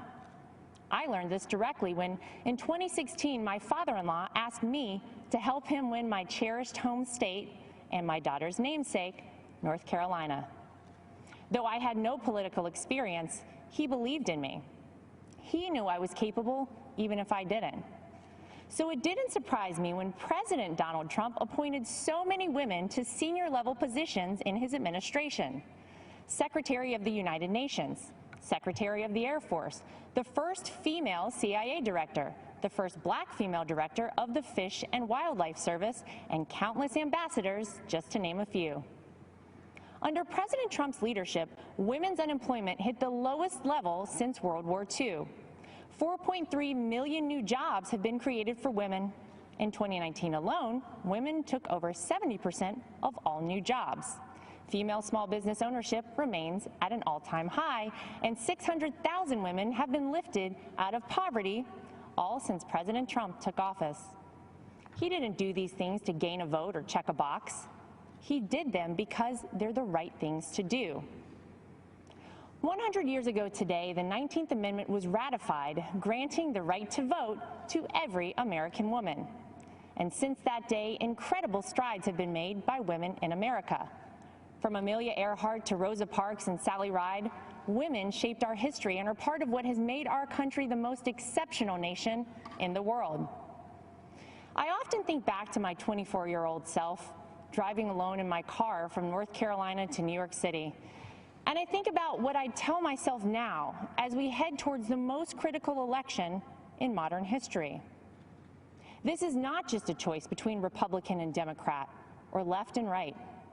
This is an election that will decide if we keep America, America, or if we head down an uncharted, frightening path towards socialism. Abraham Lincoln once famously said, "America will never be destroyed from the outside. If we falter and lose our freedoms, it will be because we destroyed ourselves." While those words were spoken over 150 years ago, never have they been more relevant. Will we choose the right path and maintain the unique freedoms and boundless opportunities that make this country the greatest in the history of the world? Will we remain the beacon of hope for those around the world fighting oppression, communism, and tyranny? The choice is ours. I know the promise of America because I've lived it, not just as a member of the Trump family, but as a woman who knows what it's like to work in blue-collar jobs, to serve customers for tips, and to aspire to rise. When I look at my son Luke and my daughter Carolina, I wonder, what sort of country will I be leaving for them, for our future generations? In recent months, we've seen weak, spineless politicians cede control of our great American cities to violent mobs. Defund the police is the rallying cry for the new radical Democrat Party. Joe Biden will not do what it takes to maintain order, to keep our children safe in our neighborhoods and in their schools, to restore our American way of life. We cannot dare to dream our biggest dreams for ourselves or for our children while consumed by worry about the safety of our families. President Trump is the law and order president, from our borders to our backyards. President Trump will keep America safe. President Trump will keep America prosperous. President Trump will keep America, America. If you're watching tonight and wrestling with your vote on November 3rd, I implore you, tune out the distorted news and biased commentary and hear it straight from someone who knows. I wasn't born a Trump. I'm from the South. I was raised a Carolina girl. I went to public schools and worked my way through a state university. Mrs. B from my 7th grade English class was right. What I learned about our president is different than what you might have heard. I learned that he's a good man, that he loves his family, that he didn't need this job, that no one on earth works harder for the American people, that he's willing to fight for his beliefs and for the people and the country that he loves. He is a person of conviction. He is a fighter and will never stop fighting for America. He will uphold our values. He will preserve our families. And he will build upon the great American edict that our union will never be perfect until opportunity is equal for all, including and especially for women. Our 40th president, Ronald Reagan, said it best: "The dreams of people may differ, but everybody wants their dreams to come true. And America, above all places, gives us the freedom to do that." It's up to us to keep this country a place where no dream is out of reach for our children and generations beyond. To my father-in-law, thank you for believing in me. Thank you for bravely leading this country, and thank you for continuing to fight every day for America. May God bless and protect the Gulf states in the path of the hurricane. May God bless our troops, and may God continue to bless this incredible country.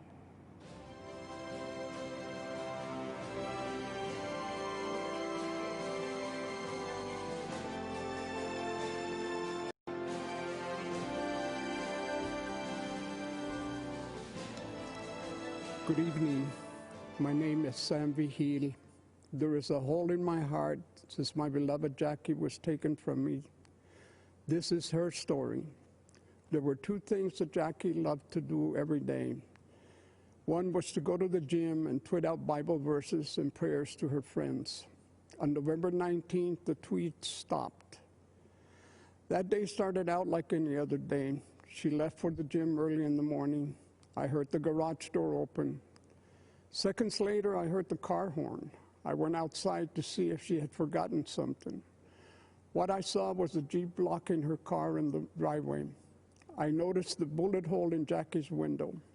I saw someone jumping into the Jeep and speeding away. Jackie had just been shot and killed in cold blood. We think this was a carjacking gone wrong, very wrong. Every time I open the garage door or stand in the driveway, I hear that horn. I see her slumped in the seat. When I go to bed at night, that sound and image haunt me. That's my life sentence. It's a sentence being served by too many families left behind by senseless killings. Albuquerque, where I live, is one of the most violent cities in the country. Fewer than 50% of homicides are solved. It is a sad irony that Jackie immigrated to the U.S. for a better life than her native Colombia, only to be gunned down in her own driveway. For 8 months, there were no arrests, no leads in connection with Jackie's murder. The Albuquerque police were overwhelmed. They needed help. Help arrived when President Trump launched Operation Legend in July of this year. Almost immediately, the FBI took over Jackie's case. In a matter of days, they arrested 4 people. The 5th suspect killer was arrested in Texas on unrelated charges. He is an illegal immigrant with a long criminal record. He had been deported in September and had come back in October to terrorize our community. I am extremely grateful to President Trump and the FBI for their efforts to deliver justice for Jackie and all the other innocent victims of violent crime. I am honored to support the President because he is supporting us. I know he will never stop fighting for justice, for law and order, for peace, security in our communities. Greetings, my fellow Americans. I am Clarence Henderson. There have been movements that have changed the course of history. Among the most extraordinary was the Civil Rights Movement. 60 years ago, segregation was legal and enforced. The simple act of sitting at a lunch counter could lead to physical harm, jail time, or worse. I know from personal experience. Walking into Woolworth department store on February 2nd, 1960, I knew it was unlike any day I'd experienced before. My friends had been denied service the day before because of the color of their skin. We knew it wasn't right. But when we went back the next day, I didn't know whether I was going to come out in a vertical or prone position, in handcuffs or on a stretcher, or even in a body bag. By sitting down to order a cup of coffee, we challenged injustice. We knew it was necessary, but we didn't know what would happen. We faced down the KKK. We were cursed at and called all kinds of names. They threatened to kill us, and some of us were arrested, but it was worth it. Our actions inspired similar protests throughout the South against racial injustice. And in the end, segregation was abolished, and our country moved a step closer to true equality for all. That's what actual peaceful protest can accomplish. America isn't perfect. We're always improving, but the great thing about this country is that it's not where you come from, it's where you're going. I was born on what some would call the wrong side of the tracks. I don't even have a birth certificate. I never attended an integrated school, and am the only one out of my immediate family who graduated from college, an HBCU. I'm a military veteran and a civil rights activist. And you know what else? I'm a Republican, and I support Donald Trump. If that sounds strange, you don't know your history. It was the Republican Party that passed the 13th Amendment, abolishing slavery. It was the Republican Party that passed the 14th Amendment, giving black men citizenship. It was the Republican Party that passed the 15th Amendment, giving black men the right to vote. Freedom of thought is a powerful thing. There are Americans, voters all over the country, who media is trying to convince to conform to the same old Democratic talking points. You know what that'll get you? The same old results. Joe Biden had the audacity to say, if you don't vote for him, you ain't black. Well, to that, I say, if you do vote for Biden, you don't know history. Donald Trump is not a politician. He's a leader. Politicians are a dime a dozen. Leaders are priceless. The record funding Trump gave HBCUs is priceless too. So are the record number of jobs he created for the black community and the investment he drove into our neighborhoods with tax incentives in opportunity zones. And so are the lives he restored by passing criminal justice reform, where 91% of the inmates released are black. These achievements demonstrate that Donald Trump truly cares about black lives. His policies show his heart. He has done more for black Americans in 4 years than Joe Biden has done in 50. Donald Trump is offering real and lasting change, an unprecedented opportunity to rise, a country that embraces the spirit of the civil rights movement of the 60s, a place where people are judged by the content of their character, their talents and abilities, not by the color of their skin. This is the America I was fighting for 60 years ago. This is the America Donald Trump is fighting for today. Let's all join in this fight for re-electing President Trump on November 3rd. Thank you.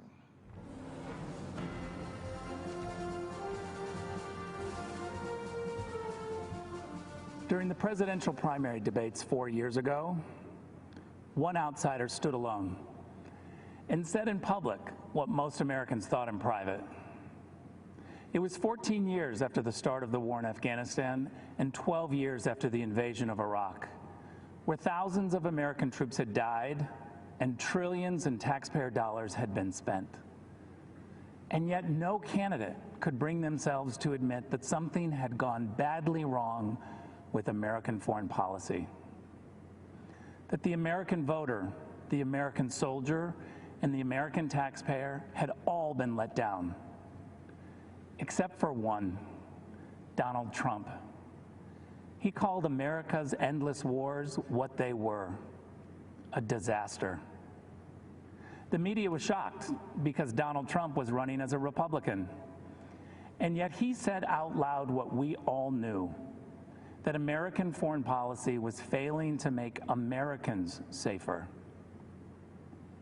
After the end of the Cold War, Democrats and Republicans in Washington bought into the illusion that the whole world would start to resemble America. And so they started to pursue unlimited globalization. They welcomed China into the World Trade Organization. They engaged in nation building in Afghanistan and tried to export democracy to Iraq. They signed a nuclear deal with Iran and a global climate agreement in Paris. But they didn't ground any of it in the interests of the average American. So for decades, while Washington politicians built a global system, American wages stagnated. Our great cities and industries were hollowed out. Entire communities were devastated, and our manufacturing plants were shipped off to China. That's what happened when Washington stopped being the capital of the United States and started being the capital of the world. As U.S. ambassador to Germany, I had a front row seat to Donald Trump's America First foreign policy. I wish every American could see how President Trump negotiates on their behalf. I've watched President Trump charm the Chancellor of Germany while insisting that Germany pay its NATO obligations. I was proud to witness President Trump say to foreign leaders, I don't blame you for wanting America to pay for your security. I actually respect you for out-negotiating the presidents before me. But it stops with me. I won't let the American taxpayer be taken advantage of. Donald Trump's administration has always made clear that our priority is the American people's security. That's the job of all leaders, to put their people first. And we've seen how this strategy has succeeded. In 4 short years, Donald Trump has led even some Washington Democrats to agree on the Chinese threat, on trade deals that benefit America first, on alliances that share responsibility. In 4 years, Donald Trump didn't start any new wars. He brought troops home. He rebuilt the military and signed peace deals that make Americans safer. The Washington elites want you to think this kind of foreign policy is immoral, and so they call it nationalist. That tells you all you need to know. The DC crowd thinks when they call Donald Trump a nationalist, they're insulting him, as if the American president isn't supposed to base foreign policy on America's national interests. A return to the Biden way of thinking means America gives the radical terrorist regime in Tehran a plane load of cash in the middle of the night. Well, you see, President Trump also sent an aircraft in the middle of the night to deal with Iran. But that plane was on a different mission. An airstrike to take out the head of Iran's terror machine who plotted the deaths of Americans. But we also must be clear that when those who seek freedom take tremendous personal risk in places like Hong Kong, Tehran, or Minsk, there is no doubt who President Trump's administration supports. We will always stand with the people who fight for their God-given freedoms. Don't be fooled. The Washington establishment is trying to sell you on their candidate. Joe Biden was first elected to the Senate in 1972, 48 years ago. Well, it's actually the typical Washington story. Just this year, 22 Democrats ran for president. They rejected all of the outsiders and nominated the ultimate Washington insider, someone they had to pull out of retirement. Every time Joe Biden offers a new idea, you should ask yourself, why didn't he try that over the last 48 years?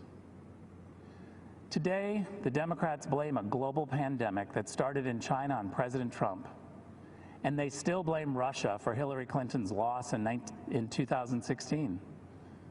As acting director of national intelligence, I saw the Democrats' entire case for Russian collusion, and what I saw made me sick to my stomach.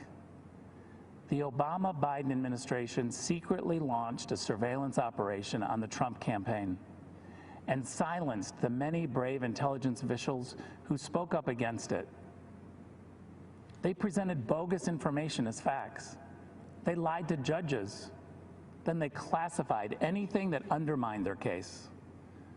And after Donald Trump won the election, when they should have continued the American tradition of helping the president-elect transition into the White House, they tried instead to undercut him even more.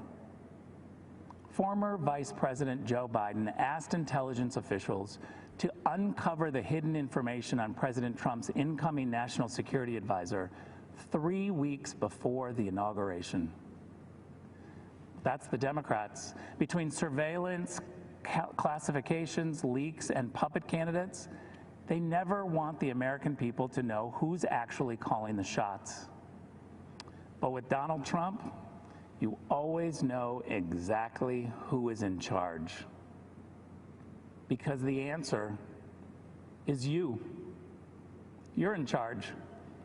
Not lobbyists, not special interests, not warmongers or China sympathizers or globalization fanatics. With Donald Trump and Mike Pence in the White House, the boss is the American people. President Trump rightly calls his foreign policy America First. America First does not advance the interests of one group of Americans at the expense of another. It has no bias about red or blue, educated or not educated, urban or rural. America First is simply the belief that politicians should focus on the equality and dignity of every American, and that this duty is fulfilled by promoting the safety and wealth of the American people above all else. That's America First. That's the Trump doctrine. And that, my friends, is 4 more years.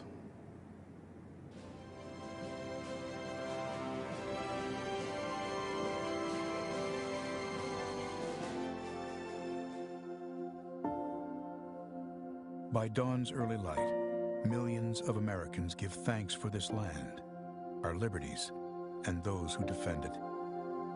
That pride inspired the words of our national anthem, penned here as the smoke of battle lifted over 2 centuries ago.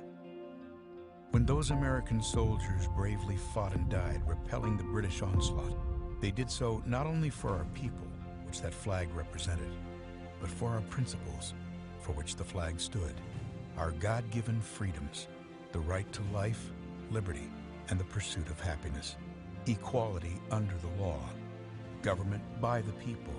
These are the threads that bind us together as Americans, for we are not a nation born of blood, but of belief.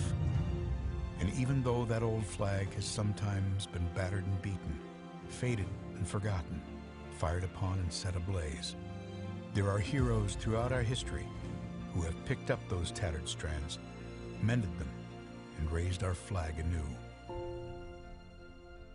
Just as the soldiers at Fort McHenry fought in defense of the beliefs that bind us today, there are new leaders who have devoted their life to do the same.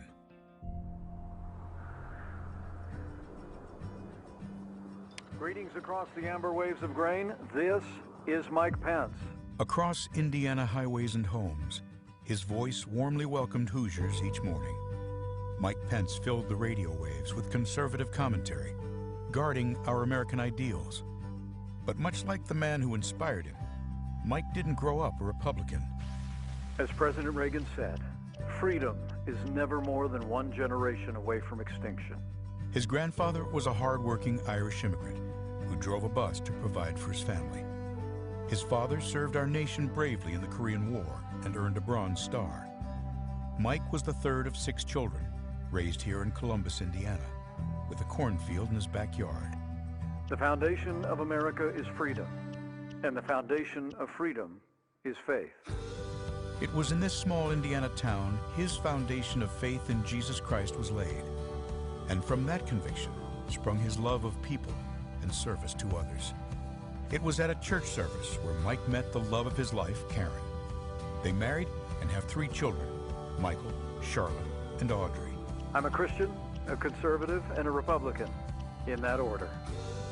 Mike became the president of a free market think tank, the host of a statewide conservative radio show, and then a congressman. In Washington, Mike quickly became known as a foremost defender of freedom.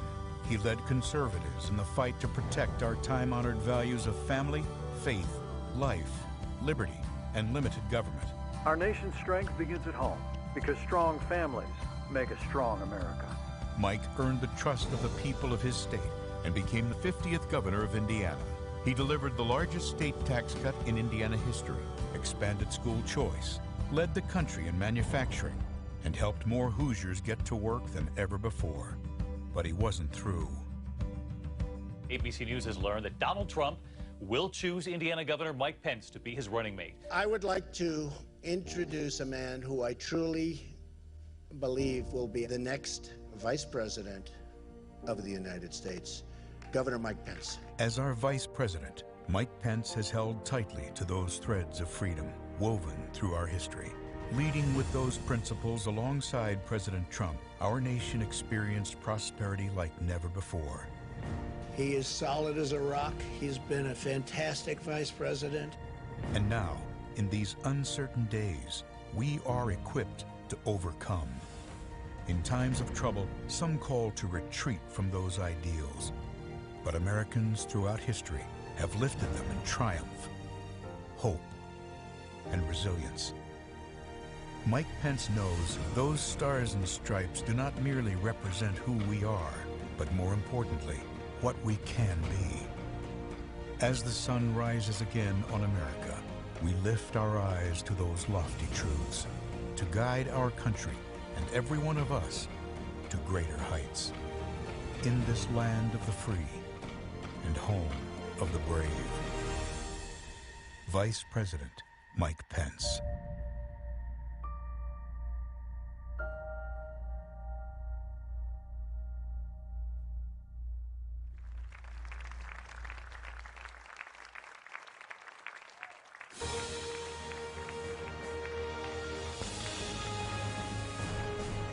Please welcome the Vice President of the United States, Mike Pence, accompanied by the Second Lady, Mrs. Karen Pence.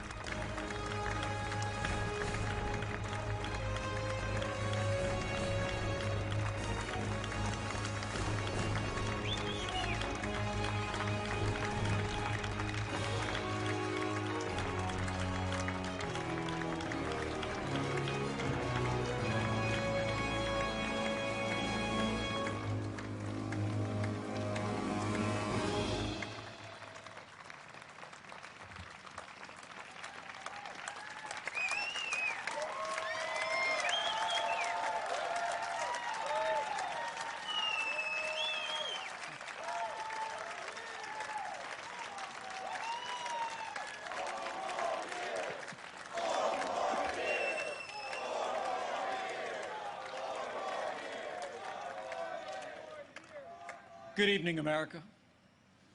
It's an honor to speak to you tonight from the hallowed grounds of Fort McHenry, the site of the very battle that inspired the words of our national anthem. Those words have inspired this land of heroes in every generation since. It was on this site 206 years ago when our young republic heroically withstood a ferocious naval bombardment from the most powerful empire on earth. They came to crush our revolution, to divide our nation, and to end the American experiment. The heroes who held this fort took their stand for life, liberty, freedom, and the American flag. And those ideals have defined our nation. But they were hardly ever mentioned at last week's Democratic National Convention. Instead, Democrats spent 4 days attacking America. Joe Biden said that we were living through a season of darkness. But as President Trump said, where Joe Biden sees American darkness, we see American greatness.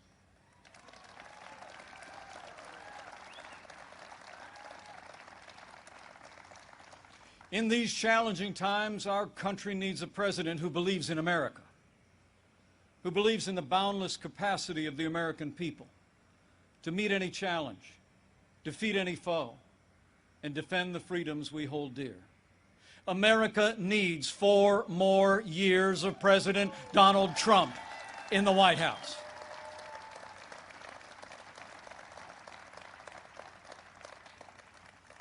Before I go further, allow me to say a word to the families and communities in the path of Hurricane Laura. Our prayers are with you tonight, and our administration is working closely with authorities in the states that will be impacted. FEMA has mobilized resources and supplies for those in harm's way. This is a serious storm, and we urge all those in the affected areas to heed state and local authorities. Stay safe, and know that we'll be with you every step of the way to support, rescue, respond, and recover in the days and weeks ahead. That's what Americans do.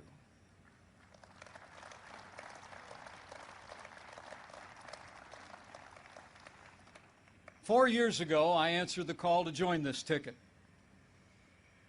because I knew that Donald Trump had the leadership and the vision to make America great again. And for the last 4 years, I've watched this president endure unrelenting attacks, but get up every day and fight to keep the promises that he made to the American people. So with gratitude for the confidence President Donald Trump has placed in me, the support of our Republican Party, and the grace of God, I humbly accept your nomination to run and serve as Vice President of the United States.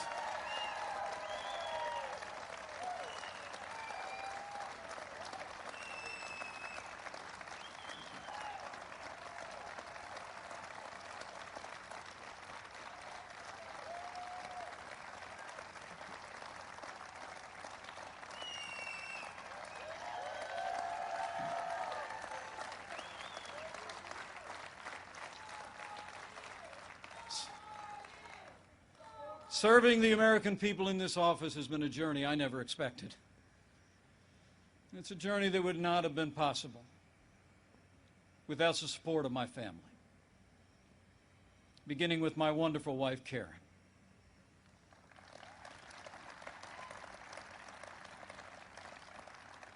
She's a lifelong school teacher, an incredible mother to our 3 children. And she is one outstanding Second Lady of the United States.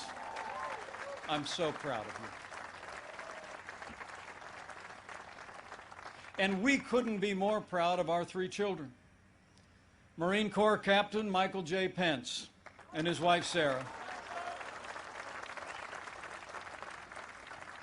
Our daughter, Charlotte Pence Bond, an author, and the wife to Lieutenant Henry Bond, who is currently deployed and serving our nation in the United States Navy.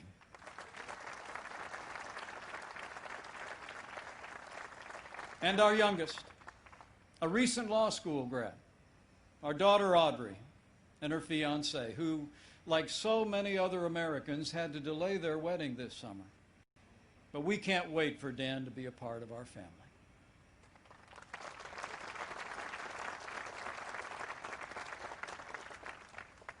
In addition to my wife and kids, the person who shaped my life the most is also with us tonight. My mom, Nancy.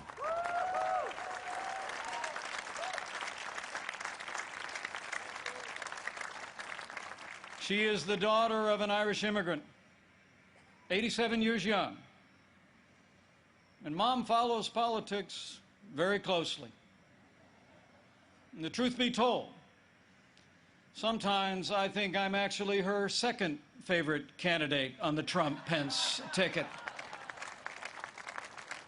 Thank you, Mom. I love you. Over the past 4 years, I've had the privilege to work closely with our president. I've seen him when the cameras are off. Americans see President Trump in lots of different ways. But there's no doubt how President Trump sees America. He sees America for what it is. A nation that has done more good in this world than any other. A nation that deserves far more gratitude than grievance. And if you want a president who falls silent when our heritage is demeaned or insulted, he's not your man.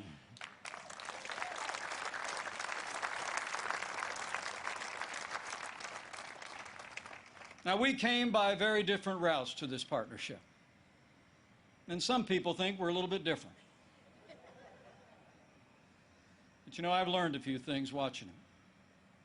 Watching him deal with all that we've been through over the past 4 years. He does things in his own way, on his own terms. Not much gets past him.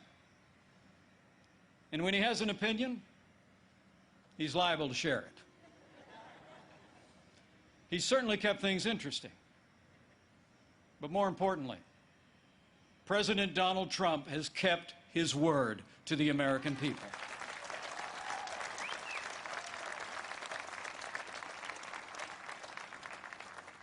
In a city known for talkers, President Trump is a doer.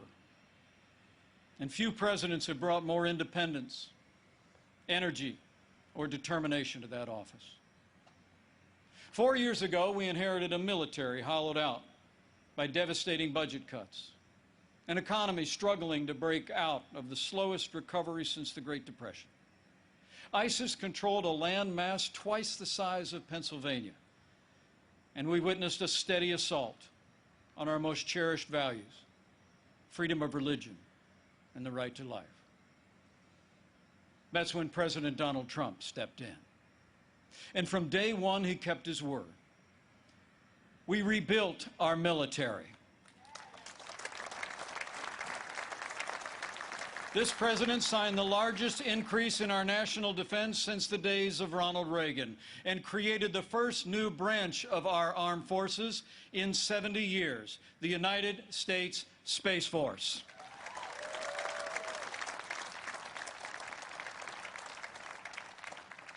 And with that renewed energy, we also returned American astronauts to space on an American rocket for the first time in nearly 10 years.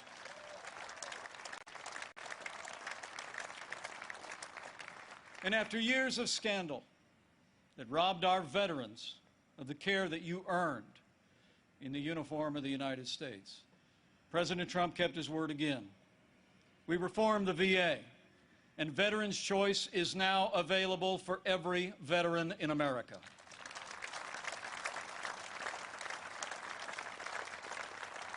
Our armed forces and our veterans fill this land of heroes. And many join us tonight in this historic fort. Tonight we have among us 4 recipients of the Medal of Honor.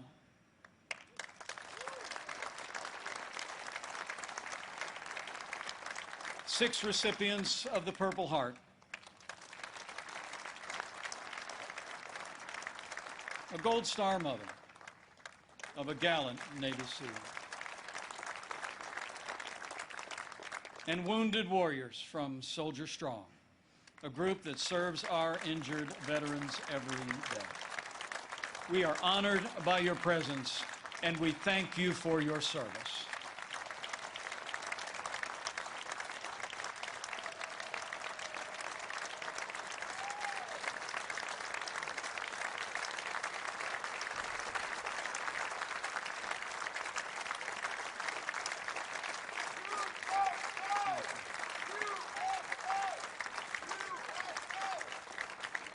With heroes just like these, we defend this nation every day. And under this Commander-in-Chief, we've taken the fight to radical Islamic terrorists on our terms, on their soil. Last year, American armed forces took the last inch of ISIS territory, crushed their caliphate, and took down their leader without one American casualty. And I was there when President Trump gave the order to take out the world's most dangerous terrorist. Iran's top general will never harm another American because Qasem Soleimani is gone.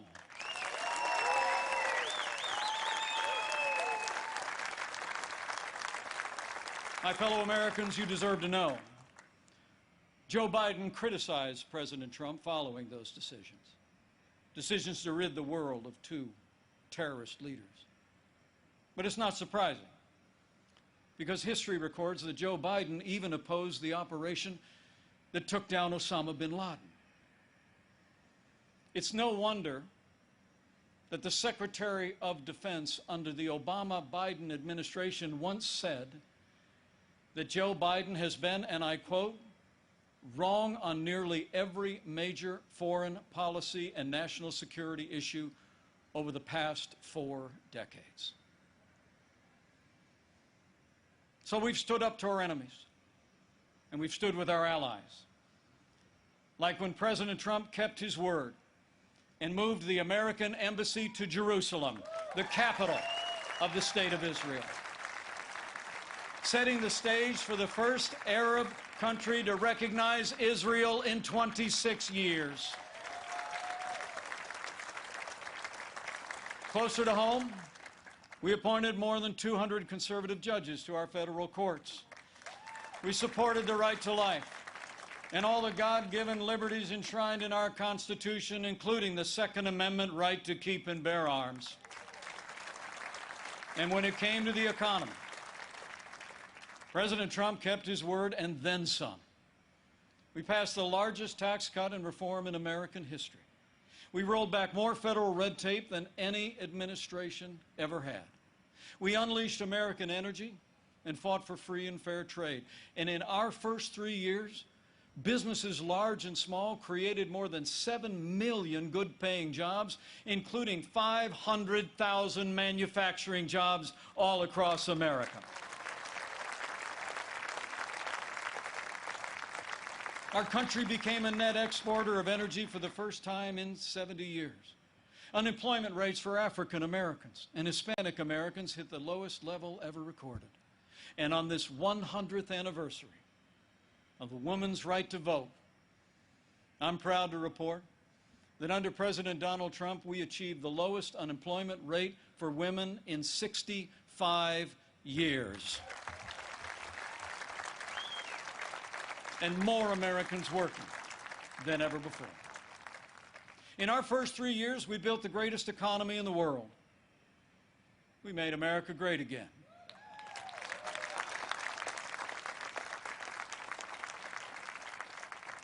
And then the coronavirus struck from China. Before the first case of the coronavirus spread within the United States, the President took unprecedented action and suspended all travel from China, the second largest economy in the world. Now, that action saved untold American lives. And I can tell you firsthand, it bought us invaluable time to launch the greatest national mobilization since World War II. President Trump marshaled the full resources of our federal government from the outset. He directed us to forge a seamless partnership with governors across America in both political parties. We partnered with private industry to reinvent testing and produce supplies that were distributed to hospitals around the land.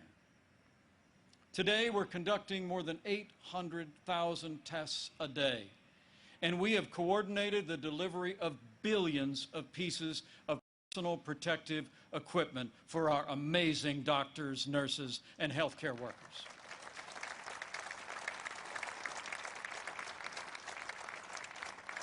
We saw to the manufacture of 100,000 ventilators in 100 days. And no one who required a ventilator was ever denied a ventilator in the United States.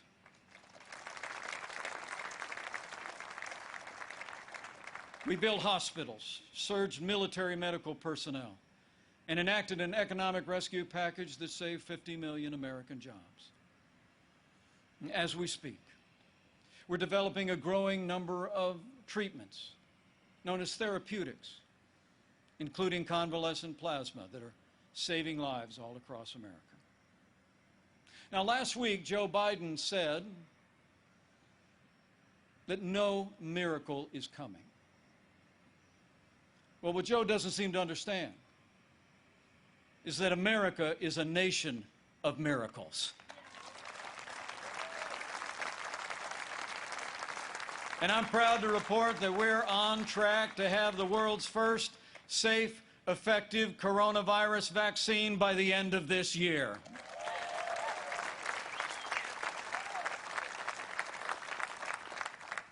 After all the sacrifice in this year like no other, all the hardship, we're finding our way forward again. But tonight, our hearts are with all the families who've lost loved ones and have family members still struggling with serious illness. In this country, we mourn with those who mourn. We grieve with those who grieve. And this night, I know that millions of Americans will pause and pray for God's comfort for each of you. You know, our country doesn't get through such a time unless its people find strength within.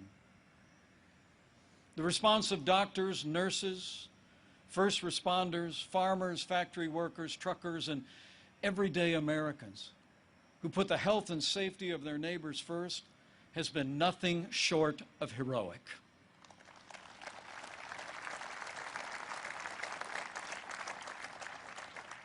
Veronica Sayez put on her scrubs every day. Day in and day out, went to work in one of New York City's busiest hospitals. She stayed on the job, put in the long hours until it was done, and then got back in her neighborhood and helped neighbors and friends struggling. Her brother William is a New York City firefighter. And they're both emblematic of heroes all across this country. They're with us tonight.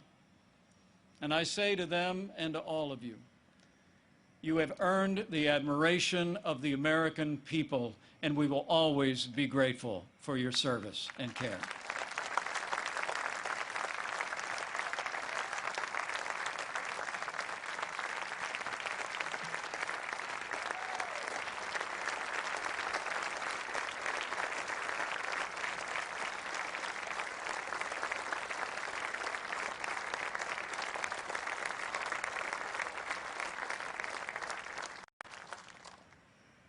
Thanks to the courage and compassion of the American people, we're slowing the spread. We're protecting the vulnerable. And we're saving lives. And we're opening up America again. Because of the strong foundation that President Trump poured in our first 3 years, we've already gained back 9.3 million jobs in the last 3 months alone.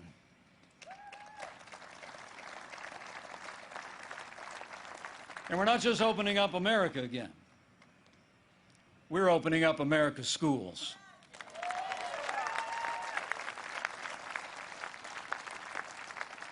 And I'm proud to report that my wife, Karen, that school teacher I've been married to, will be returning to her classroom next week.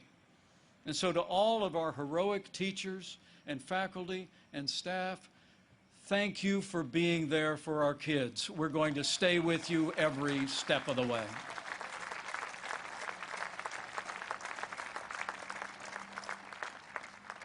In the days ahead, as we open up America again, I promise you, we'll continue to put the health of America first.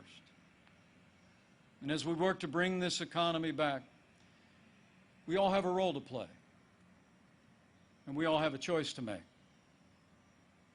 On November 3rd, you need to ask yourself, who do you trust to rebuild this economy?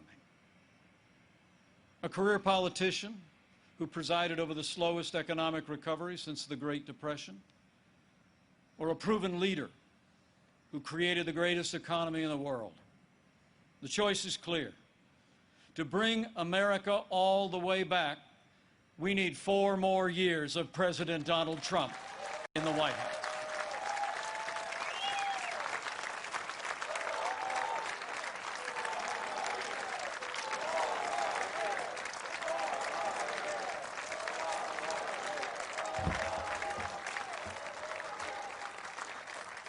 My fellow Americans, we're passing through a time of testing. But in the midst of this global pandemic, just as our nation had begun to recover, we've seen violence and chaos in the streets of our major cities. President Trump and I will always support the right of Americans to peaceful protest. But rioting and looting is not peaceful protest. Tearing down statues is not free speech. And those who do so will be prosecuted to the fullest extent of the law.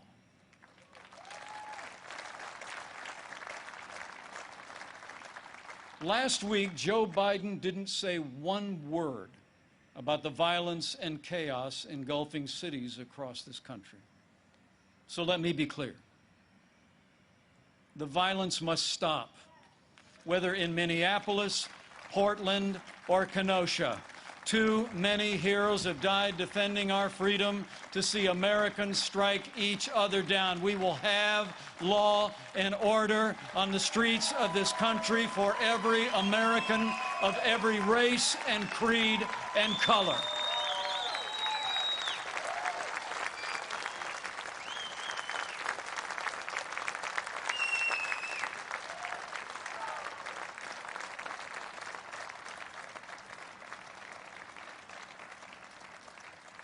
President Trump and I know that the men and women that put on the uniform of law enforcement are the best of us.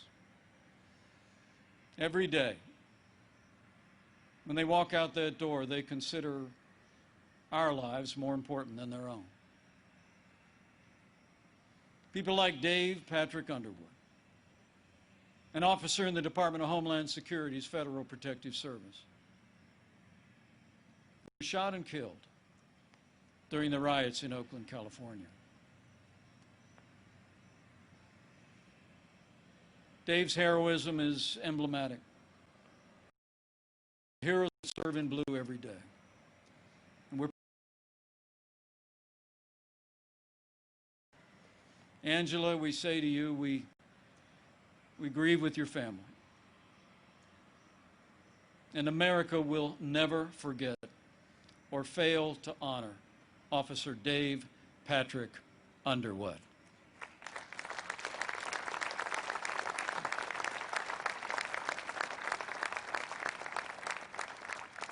The American people know we don't have to choose between supporting law enforcement and standing with our African American neighbors to improve the quality of their lives, education, jobs, and safety. And from the first days of this administration, we've done both. And we will keep supporting law enforcement and keep supporting our African American and minority communities across this land for 4 more years.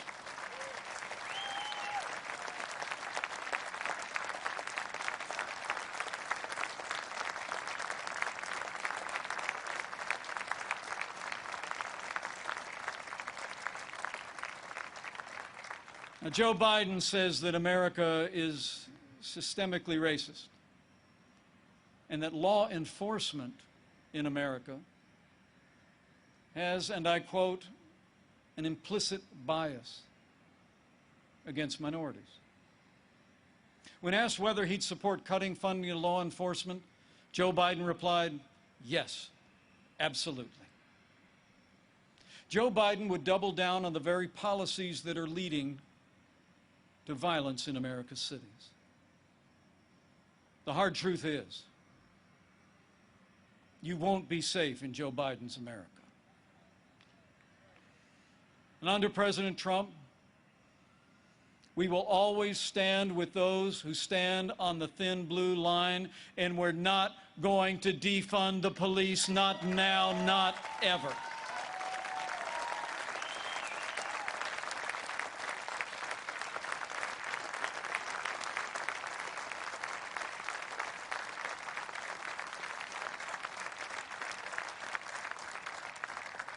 My fellow Americans, we're passing through a time of testing, but soon we will come to a time for choosing. Joe Biden has referred to himself as a transition candidate, and many were asking, transition to what? But last week, Democrats didn't talk very much about their agenda. And if I were them, I wouldn't either.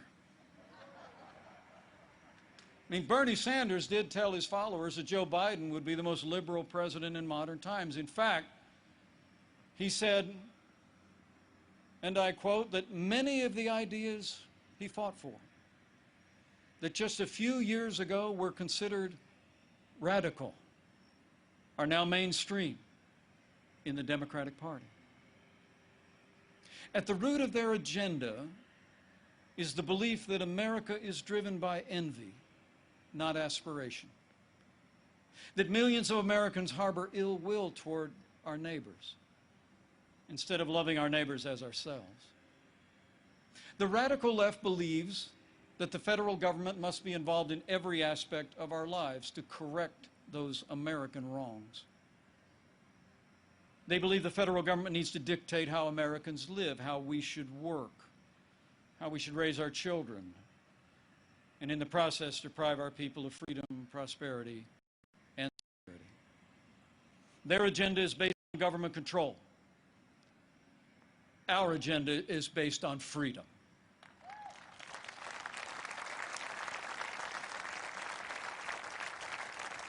Where President Trump cut taxes, Joe Biden wants to raise taxes by nearly $4 trillion. Where this president achieved energy independence for the United States, Joe Biden would abolish fossil fuels, end fracking, and impose a regime of climate change regulations that would drastically increase the cost of living for working families. Where we fought for free and fair trade, and this president stood up to China and ended the era of economic surrender, Joe Biden has been a cheerleader for communist China. He wants to repeal all the tariffs that are leveling the playing field for American workers.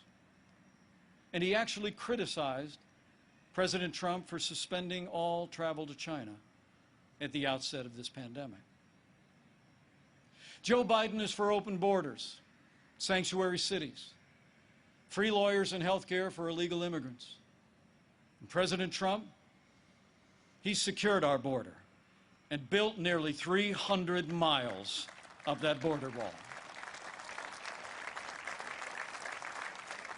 Joe Biden wants to end school choice. And President Trump believes that every parent should have the right to choose where their children go to school, regardless of their income or area code. President Trump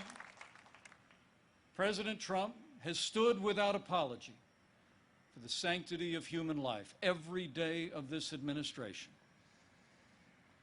Joe Biden, he supports taxpayer funding of abortion right up to the moment of birth.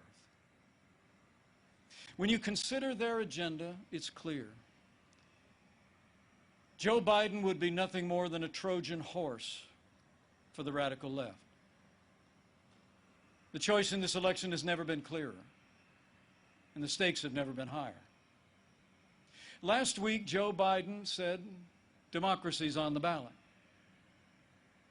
And the truth is, our economic recovery is on the ballot.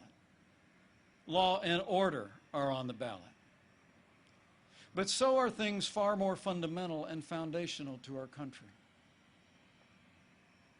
In this election, it's not so much whether America will be more conservative or more liberal, more Republican or more Democrat. The choice in this election is whether America remains America. It's whether we will leave to our children and our grandchildren a country grounded in our highest ideals of freedom, free markets, and the unalienable right to life and liberty, or whether we will leave them a country that's fundamentally transformed into something else. We stand at a crossroads, America. President Trump has set our nation on a path of freedom and opportunity. Joe Biden would set America on a path of socialism and decline. But we're not going to let it happen.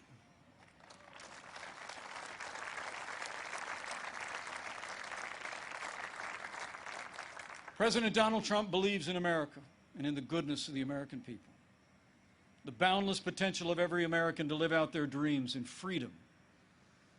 And every day, President Trump has been fighting to protect the promise of America. Every day, our president has been fighting to expand the reach of the American dream. And every day, President Donald Trump has been fighting for you. And now it's our turn to fight for him.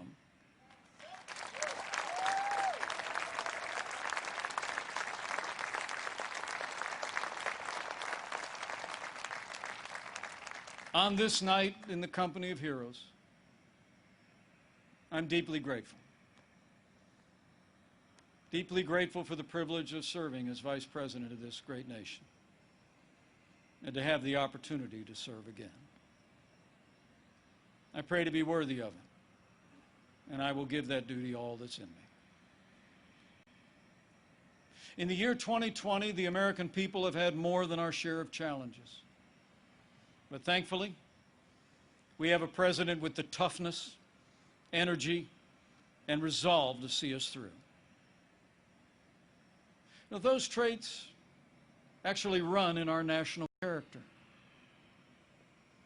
As the invading force learned on approach to this fort in September of 1814,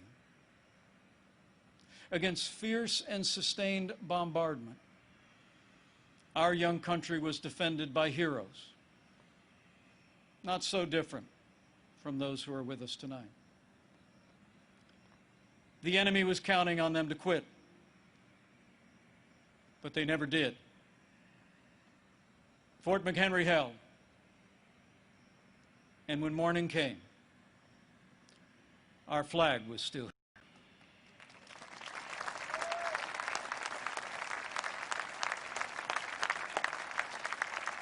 My fellow Americans, we're going through a time of testing. But if you look through the fog of these challenging times, you will see our flag is still there today.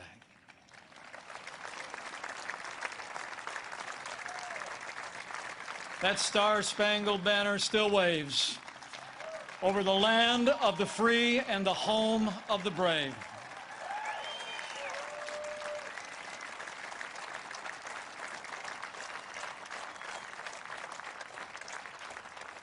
From these hallowed grounds, American patriots in generations gone by did their part to defend freedom. Now it's our turn. So let's run the race marked out for us. Let's fix our eyes on Old Glory and all she represents. Let's fix our eyes on this land of heroes and let their courage inspire. And let's fix our eyes on the author and perfecter of our faith and our freedom. And never forget that where the Spirit of the Lord is, there is freedom. That means freedom always wins.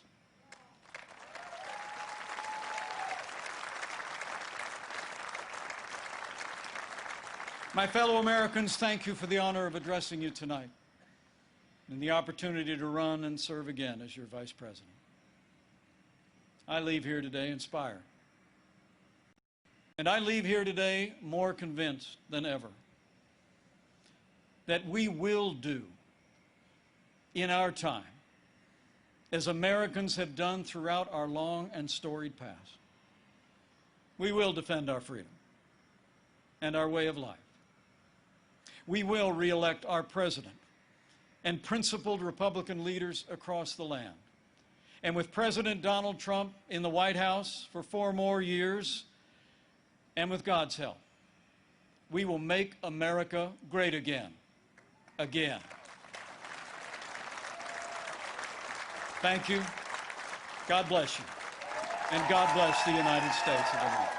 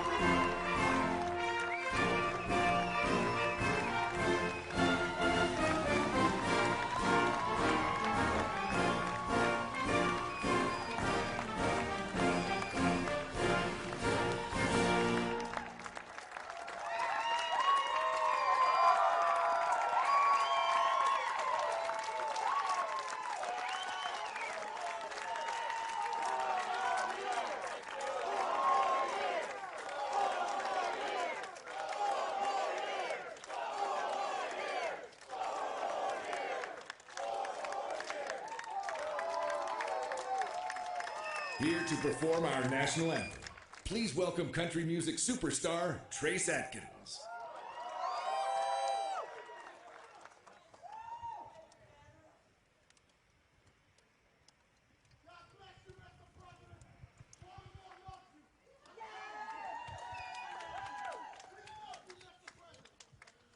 Oh, say, can you see by the dawn's early light what so proudly we hailed at the twilight's last gleaming, whose broad stripes and bright stars through the perilous fight, o'er the ramparts we watched, were so gallantly streaming, and the rocket's red glare, the bombs bursting in air, gave proof through the night that our flag was still there. Oh, say does that star-spangled banner yet wave o'er the land of the free and the home of the brave?